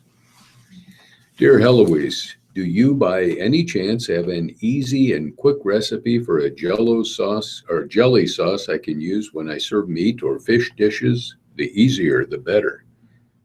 Signed, Brad, via email. Brad, absolutely, and it's so easy you'll wonder, why didn't I think of that? Here's my spicy Swedish meatball sauce. Use equal portions of grape jelly and cocktail or red sauce. Put in a medium saucepan and cook over low heat, stirring constantly until just bubbling. Then remove the pan from the heat and pour over the fish or meat, or use as a dipping type sauce. Try experimenting with other jellies, and you may prefer a different one. Add a little kick to the sauce with a dash of hot sauce or a pinch of chili powder. Bon appetit. Dear Heloise, when my clothes are slightly wrinkled, I don't have time to iron them. I put them in the dryer with a wet microfiber cloth and let them tumble for a few minutes. I do this on mornings when I'm getting ready for work rather than take time to iron the garment. If it's really wrinkled, then yes, I iron it. Signed, Judy Z. Dear readers, when you grill something that cooks for only a short time, like fish, have portions of another meat ready to cook. Why waste the hot coals? Put some baking potatoes on the grill and you have a meal for the next night. Omaha Performing Arts just received a $100,000 grant to help elementary schools produce stage musicals next school year. The grant from Disney will help bring the Disney Musicals in Schools program to the area. Disney Theatrical Group developed the nationwide initiative in 2010 to create sustainable theater programs in under-resourced grade schools. OPA will select up to 5 public schools to participate in the 2016-17 school year and another 5 for the year after that. Teaching artists trained by OPA and Disney Theatrical Group will lead a 17-week theater residency in the selected schools with performance rights to stage a 30-minute Disney Kids musical at each site. Teachers at the schools will partner with the artists to learn how to produce, direct, choreograph, and conduct music for the shows. There will be no cost to the participating schools. In addition to creating a fully staged show at their schools, young participants will perform one number from their musical at the Holland Center in a student share celebration, Omaha Performing Arts. In a student share celebration. Omaha Performing Arts, which programs events at the Holland and the Orpheum Theater, is sponsoring the celebration for students, teachers, families, and the community. Along the way, students will learn several skills inherent in theater: critical thinking, problem solving, ensemble building, communication, and self-confidence. OPA officials are excited to offer the new program. The transformative power of live performance will reach deep into our community to enrich students as well as their families, President Joan Squires said in a press release. The magic of this program will resonate for years. Any local school with enough low-income students will be designated Title I or with free and reduced lunch rates of 40% or higher is eligible to apply. You could say that Omaha and Sharon Awe and Marion Fay are high school. I read that one. Excuse me. Well, let's look at a dining tip here. The old market location of Blue Sushi recently got a makeover. Renovations, including a new seating layout for the second floor and a refreshed look throughout the 2-level space. Both levels got new tile and acrylic with updated graphics behind the sushi bar. The second floor has 28 more seats. The space now includes 3 high-top community tables, banquet seating, and new sofas. And the Millard location of Hero 88 is now open for business. The restaurant at 17664 Welch Plaza. Hours are Sunday through Tuesday, 11 a.m. to 10 p.m., and Wednesday through Saturday, 11 to midnight. And finally, as University of Nebraska President Hank Bounds reflects on his first year on the job, he sees an institution that is already very good. Leading forward, he envisions it becoming great, and along the way, he hopes to make a difference in the world. I think the University of Nebraska has the potential to be a giant in higher ed, Bounds said Thursday in an interview, and I'm convinced that that is the case today more now than ever. Not only am I convinced that we can be, but I think the state, nation, and world needs us to be. Today, the university will celebrate Bounds during a formal installation ceremony. During the event at the University of Nebraska-Lincoln's Kimball Recital Hall, the NU president is expected to talk about his first year in Nebraska and discuss his goals going forward. Among them, he said Thursday, is combining strengths across the university's 4 campuses. I don't think there's a resistance to working collaboratively across the campuses, Bounds said. I think people are so busy they're teaching their classes. They have their heads down in their laboratories. Individually, Bounds said he's already seeing good things on the campuses. He said he's impressed with the infectious momentum Chancellor Doug Christensen brings to University of Nebraska at Kearney and with the extraordinary faculty and researchers at UNL. At the University of Nebraska's Medical Center, Bounds said he's inspired by the cancer treatment work of Dr. Ken Cohen, director of the Fred and Pamela Buffett Cancer Center. He's excited that the University of Nebraska at Omaha, a campus with many first-generation college students, is hyper-focused on ensuring student success. A Mississippi native, Bounds said the move to Nebraska hasn't been easy.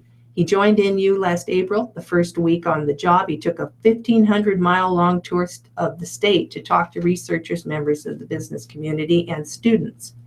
But his wife and his wife, Susie, believed then and still believe that the move was the right choice. Nebraska, he said, is a secure community in which to raise their children, Will and Carolyn. And at 40 minutes past the hour, we'll turn to business and market news. Yesterday was a mixed day for financial markets. The Dow added 18.15, closing at 17,926.43. It's showing a gain of 2.88% year to date. NASDAQ was down 1.53 at 4,945.89. It is now showing a loss of 1.23% year to date, still not fully recovered. The S&P 500 added 36 hundredths of a point to 2,082.78. It's up 1.9% year to date. Inflation news is still strong, or still good. U.S. consumer prices rose a modest 0.1% in March as a drop in grocery prices offset higher energy costs. Excluding volatile food and energy prices, core consumer inflation also increased 0.1%, the smallest gain since August, the Labor Department reported Thursday. Over the past year, consumer prices are up 0.9% and core inflation 2.2%. The numbers of Americans seeking unemployment benefits plunged last week, matching a March figure that was the lowest level since 1973. Weekly applications for jobless benefits fell 13,000 to a seasonally adjusted 253,000, the Labor Department said Thursday. The four-week average, a less volatile figure, dipped 1,500 to 265,000. The number of people collecting benefits declined 4.9% to 2.17 million. About 6,000 low-income electricity customers will qualify for a new temporary assistance program offered by the Omaha Public Power District, the utility said Thursday. The program aims to provide some relief to low-income ratepayers whose bills are expected to increase when the utility's fixed service charges begin increasing in June. Julie Comstock, OPPD's Vice President of Customer Service, said the program was devised in response to concerns raised when the utility made plans last year to restructure its rates. Under that plan, residential customers will begin paying higher fixed fees on their monthly bills. OPPD will raise those charges from $10.25 a month, eventually to $30 a month in 2019. At the same time, the rate customers will pay per kilowatt hour of electricity used will fall by 2%. The changes apply to small commercial customers too. When we went through the rate restructuring discussions in the last quarter of last year, we heard lots of concerns about collections and the impact that rate restructuring would have on low-use, low-income customers, Comstock told the Utility Board of Directors Thursday. The new assistance program to last through May 2020 is OPPD's response. Customers who use fewer than 600 kilowatt hours of electricity in a month qualify for the program if they also meet income requirements established under the existing Nebraska Low-Income Energy Assistance Program. A one-person household would qualify, for instance, if it reported a maximum income of $15,301 a year or less. For a four-person household, the figure would be $31,525. When the fixed service charge takes its first step higher to $15 on June 1st, The qualifying ratepayers will get a $2.50 credit on their monthly bills. Upon subsequent increases in the fixed service charge, the customers will receive a monthly credit of $5 when the $20 charge starts January 1st, 2017. And it continues on up from that.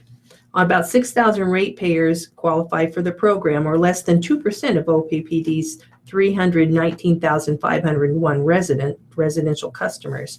To enroll, they must apply for the state's Low Energy Income Assistance Program.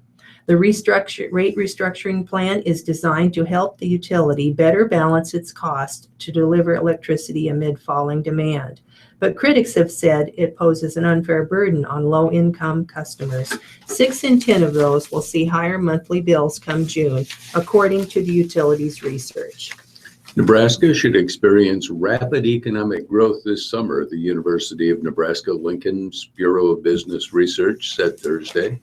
The state's leading economic indicator shot up 1.92% last month, compared with a 0.91% increase in February, said economist Eric Thompson, the Bureau's director. The rapid increase in the value of the leading indicator signals strong economic growth in Nebraska during the second half of 2016, Thompson said. 5 of the index's 6 factors, which are used to predict economic conditions 6 months in the future, improved during March, he said.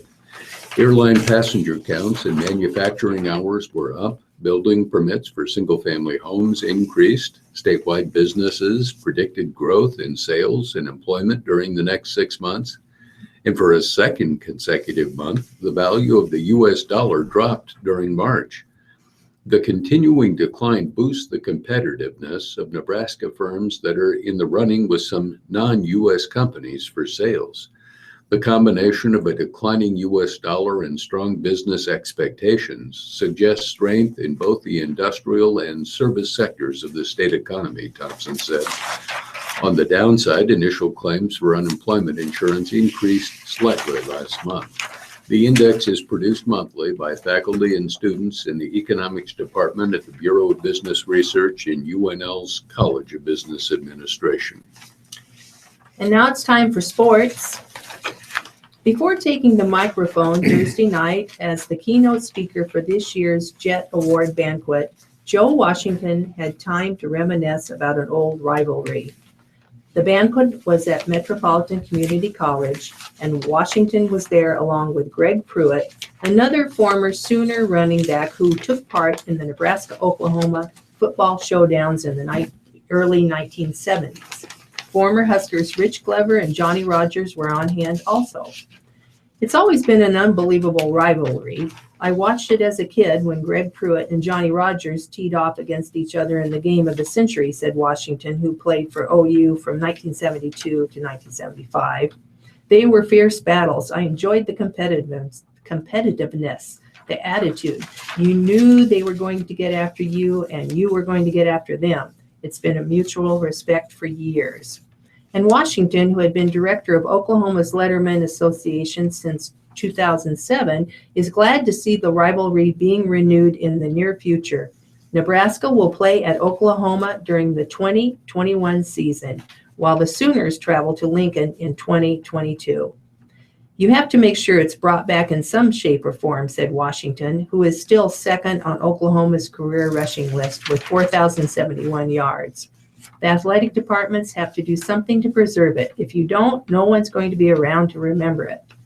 Pruitt, who is ninth on OU's all-time rushing list, agrees. I'm delighted that this is going to happen, and I'm still trying to figure out why they ever stopped it. I thought it was one of the greatest rivalries, Pruitt said. This is the 5th year for the Jet Award, which is presented to the nation's top return specialist. The award is named after Rogers, and the trophy depicts Rogers eluding a tackler on his way to returning a punt for a touchdown in the 1971 NU-OU game. That would-be tackler is Pruitt, who has regularly attended the Jet Award banquet. I kid Johnny. I told him I could have sworn the first year I came here I at least had a hand on you, but now I'm about 3 yards from you, Pruitt said. Others on hand included former Heisman winners Mike Rozier and Eric Crouch, as well as last year's Jet Award winner Tyler Lockett. Since Lockett was in Omaha last April, he was taken in the third round of the NFL draft by Seattle, where he thrived as a rookie. Lockett had 51 catches and 8 touchdowns, including 2 on returns, and was named a first-team All-Pro. God was able to bless me with a tremendous year. I went to a great team with a great coach and a great coaching staff, Lockett said. The atmosphere is incredible. Lockett said he was glad to come back to Omaha to see Stanford's Christian McCaffrey receive this year's award. He's a tremendous player. I think he exemplifies what the award is all about. It's great to see him because he's a great character kid as well, Lockett said. There's a lot of good awards out there, but none of them really support a special teams player. You want to support something like this because this is something that's going to be big for years to come. McCaffrey broke Barry Sanders' all-purpose yardage record for the Cardinal. McCaffrey had 2 returns for touchdowns, including 1 against Iowa in the Rose Bowl. It's an unbelievable experience to be able to come here and meet a lot of cool people, pick their brains, and listen to them share their experiences, McCaffrey said. It's a huge honor to win the award. And from Kansas City, Ian Kennedy was dominant in his first start with Kansas City. He was even more impressive in his second outing Thursday night. Kennedy threw 7 strong innings. Eric Hosmer hit a 2-run double during a 5-run sixth, and the Royals beat the Houston Astros 6-2. Kennedy, now 2-0, started with 5 hitless innings and retired 14 straight before Carlos Gomez's leadoff single to center in the 6th. Kennedy struck out 7 and allowed a run on 2 hits and 2 walks. The right-hander signed a $70 million 5-year deal with Kansas City in January. I've been very impressed with him, Royals manager Ned Yost said. It's kind of what we expected. He's a guy that competes well and pitches down in the zone. Through 2 starts, Kennedy has allowed 1 run in just over 13 innings. He was every bit as good as last time out, Yost said. He's commanded everything really, really well. He managed his pitch count well and did a great job. Kennedy credited his defense, which tracked down several deep drives on the warning track to center, among other plays. Mike Moustakas hit a solo homer in the first and went 2 for 4 with a walk. Hosmer, Lorenzo Cain, Alex Gordon, and Omar Infant each had 2 hits, and the Royals set a season high with 13 of them. The defending World Series champs are 7-2 after winning the first 3 games of this 4-game set. The Royals' offense came alive with 2 outs in the 6th. Hosmer hit his double. Kendrys, Morales, and Gordon followed with RBI doubles, and then Salvador Perez hit an RBI signal to make it 6-0. That's what our offense does, Hosmer said. We're kind of hang around there and take advantage of 1 big inning. Jose Altuve had 2 hits for Houston, including a solo home run to lead off the 7th. Carlos Correa had an RBI single in the 9th. Houston is 3-7 in its second 3-game losing streak already this season. And in other action in the American League, it was Chicago defeating Minnesota 3-1. Cleveland blanked Tampa Bay 6-0. It was Toronto over New York 4-2. Texas beat Baltimore 6-3. And of course, Kansas City defeated Houston 6-2. In the National League, it was Detroit beating Pittsburgh 7-4. Philadelphia blanked San Diego 3-0. St. Louis trounced Milwaukee 7-0. It was Colorado over San Francisco 11-6. Washington beat Atlanta 6-2. The Cubs beat Cincinnati 8-1, and Los Angeles defeated Arizona 5-2. In interleague play, it was Detroit beating Pittsburgh 7-4. Here's some high school notes. Smoke got the best of Thursday's high school sports schedule in eastern Nebraska. For the first time ever, school districts, including Lincoln and most in the Omaha area, called off outdoor activities Thursday because of unhealthy air quality from controlled burns as far south as the Flint Hills of Kansas. Lincoln schools also called off outdoor activities Wednesday. The Metro Conference Baseball Tournament now will begin Friday and finish as scheduled on Saturday at Millard North, with semifinals at 9:30 a.m. and noon and the final at 2:30 p.m. The wrap-up of the Eastern Midlands Conference Tournament will be Friday. In track and field, Omaha Central's Joe Descato Invitational at Burke Stadium and Papillion La Vista's South Titan Invitational will be Friday. Elkhorn will not make up the postponement of its Kruger May Invitational. And the baseball schedule's been changed. The NSAA announced a change in the schedule for the final day of the Class A state baseball tournament.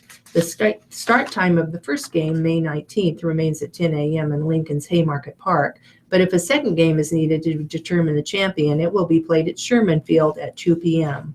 Both games had been scheduled to be played at Haymarket. And finally, Omaha Westside announced the hiring of 2 head coaches for next season. Beth Petersmeyer has been named the volleyball coach after being part of the Warriors coaching staff for 10 years. The Warriors have also named Tobin Ehlers as the boys track coach. In NHL playoffs, it was host Washington used a perfect penalty-killing effort and a power play goal by John Carlson to take the opener of the first-round series. The Capitals' penalty kill went 4 for 4, and goaltender Braden Holtby had 7 of his 19 saves on Philadelphia power plays to pick up his 3rd career shutout in the Stanley Cup playoffs. The Capitals beat the Flyers 2-0.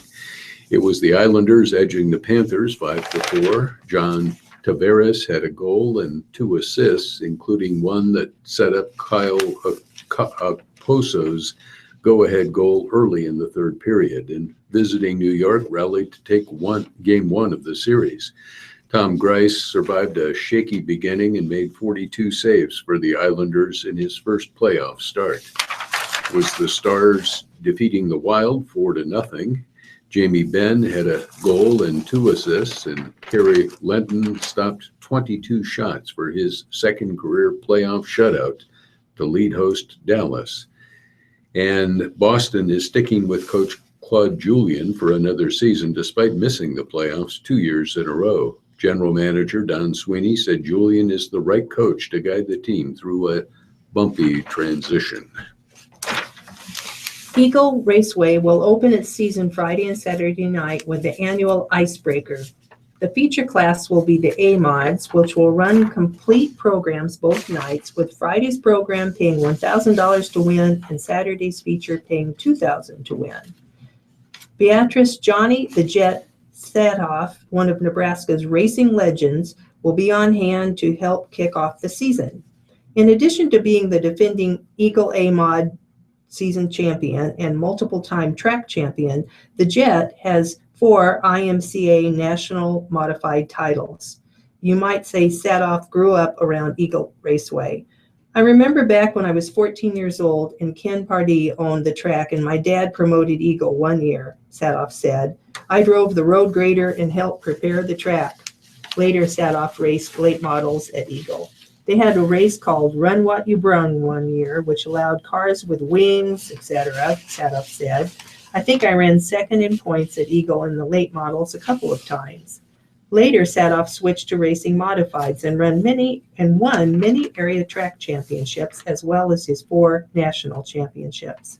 For many years, the Beatrice Speedway and Eagle raced Saturday nights, so Satoff was always racing at Beatrice and did not get to race at Eagle regularly, but his cars did.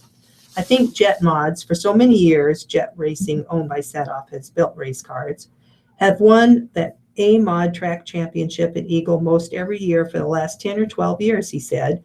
Chris Alcorn won 3 or 4 championships in Jet Mods, Dylan Smith a couple, and I think I have 4. So our Jet Mods have done pretty well here at Eagle. And in NBA playoff action in the Eastern Conference, it was the Cavaliers. This is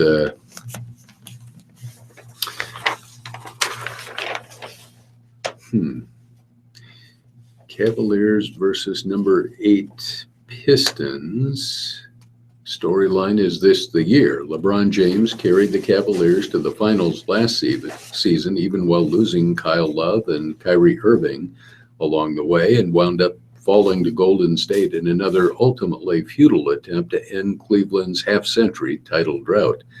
There's so much at stake for Cleveland in this postseason, especially since the team could take on a very different look next year if this postseason run isn't a success. Detroit has zero pressure, especially because it's been 7 years since its last postseason appearance.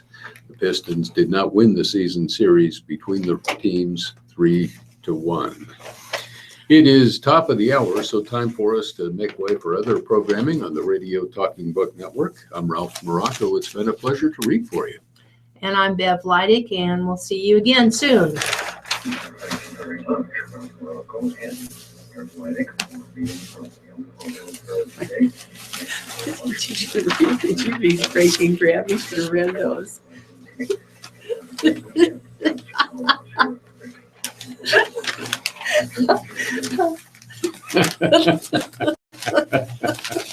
He can be really funny sometimes. He can, yeah. You know, he used to write for Saturday Night Live.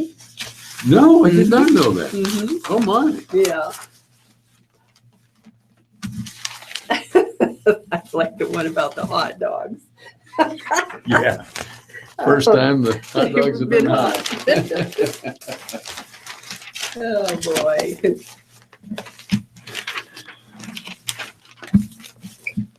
Wow. Well, you'll be back with your old partner next week. Yeah, that's what I hear. Oh, I'm going to miss you, Oh, though. well, it's been fun. I've really enjoyed it. And I told Sybil I'd be glad to come back anytime.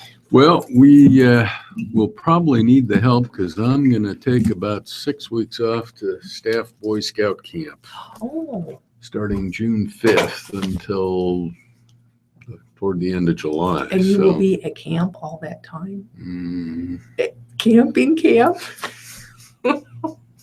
How will your back feel after I don't 6 know. weeks of sleeping in those That's- bunks? yeah, that's Or kinda, do you camp on tents? I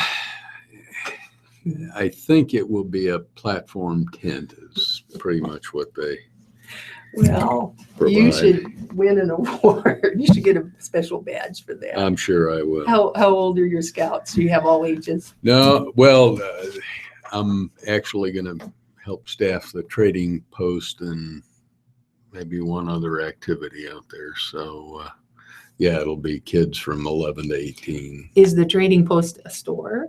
It is, yeah. Oh, good. Yeah, kind of. They come and can get their snacks and things. Snacks and Yeah. toiletries and scout.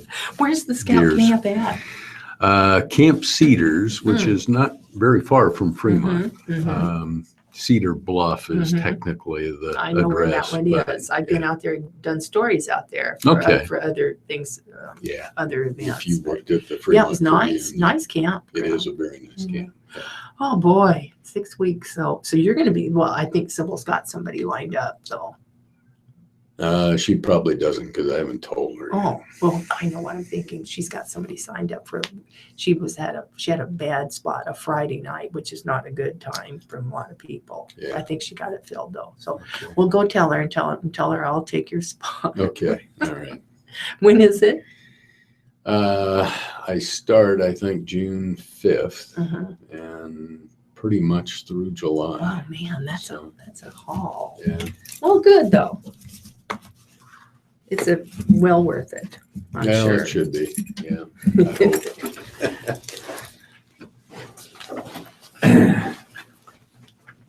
I hope. Yeah, give her the bad news here. I'll be back. All right.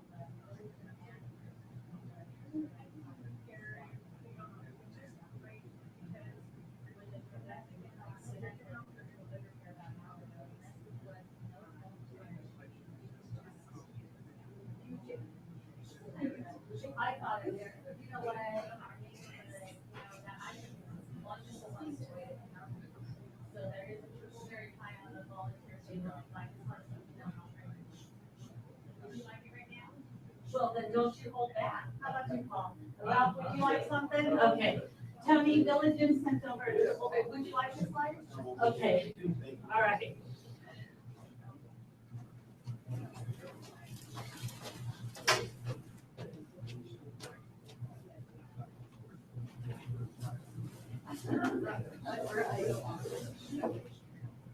How are you? Hi. How are you?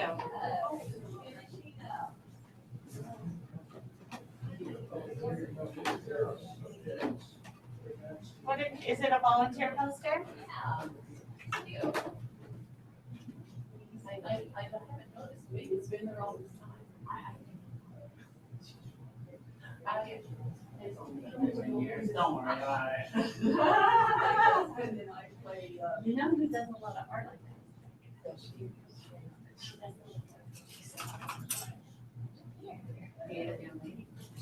Would you like a piece of pie? Village Inn sent one over as a thank you. No, you know what, I'm gonna head down the road as soon as I talk to Sybil. Is she? I believe she's in with Becca right now. Oh, okay. But I think that they are definitely, well, I think they're definitely disturbable, so. Oh, yeah.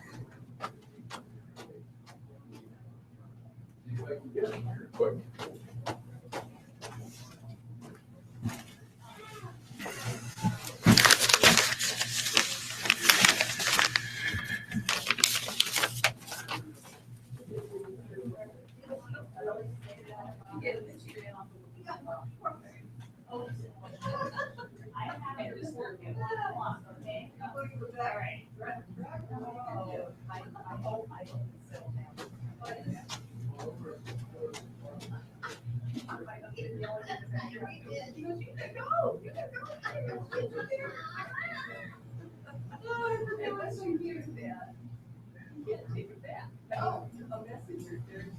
Sure, thanks. wasn't gonna go. I really, but it happened. My mother-in-law said she recorded. Why do you go on? Yes, yeah. So we called her and we got the message.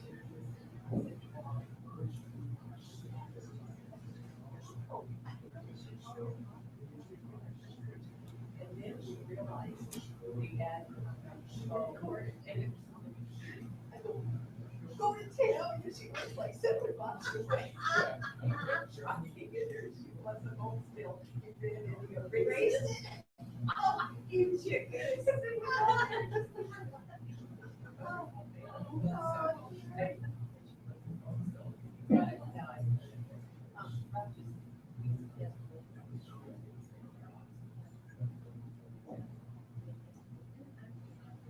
Well, I just came to tell you, I'll fill in for you.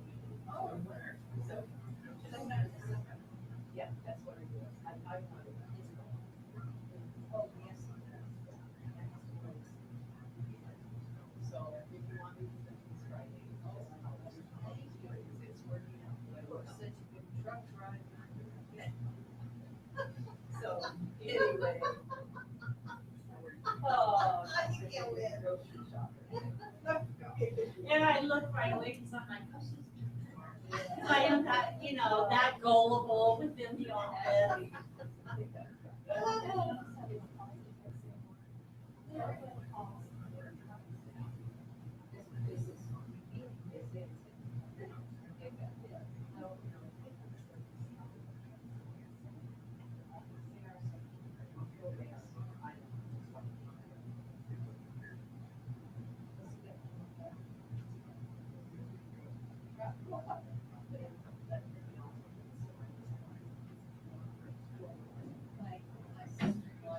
Ride the semi. Your sister-in-law drives one, she used to drive the semi.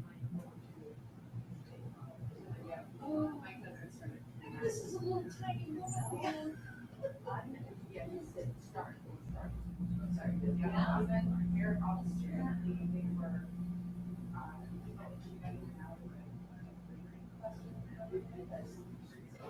so, yeah, that was. Because it was quicker, she could get back quicker. Yeah.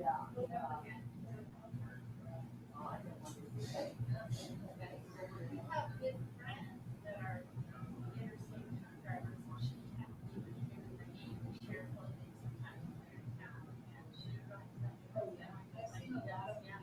They're exciting, and so they both get paid. I think they see even drive that thing behind my distance perception is, you would guess. I drove a bus. Yes. Yeah. And I was about that far away, but I got it. I got it. Yes. That. Oh, that I took all the kids. I got the lift would stick, we saw me trying to get the lift up. Oh, shoot.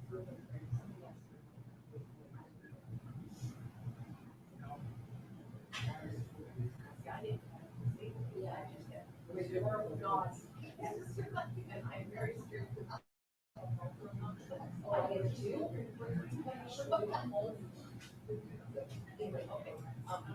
I think he said. Just call me. All right. I will do it. This is okay.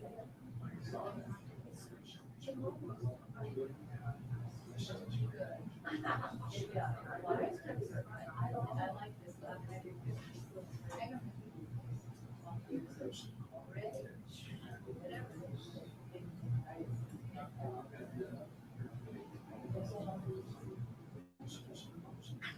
Why don't you point that out now?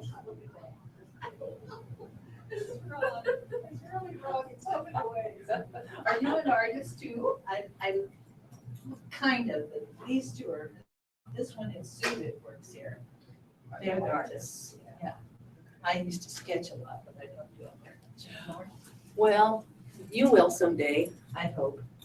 But when I'm down on my deathbed, Bring me in pen and pencil, I am looking for things to write. Okay, just keep me posted. See ya. Bye-bye. Yeah.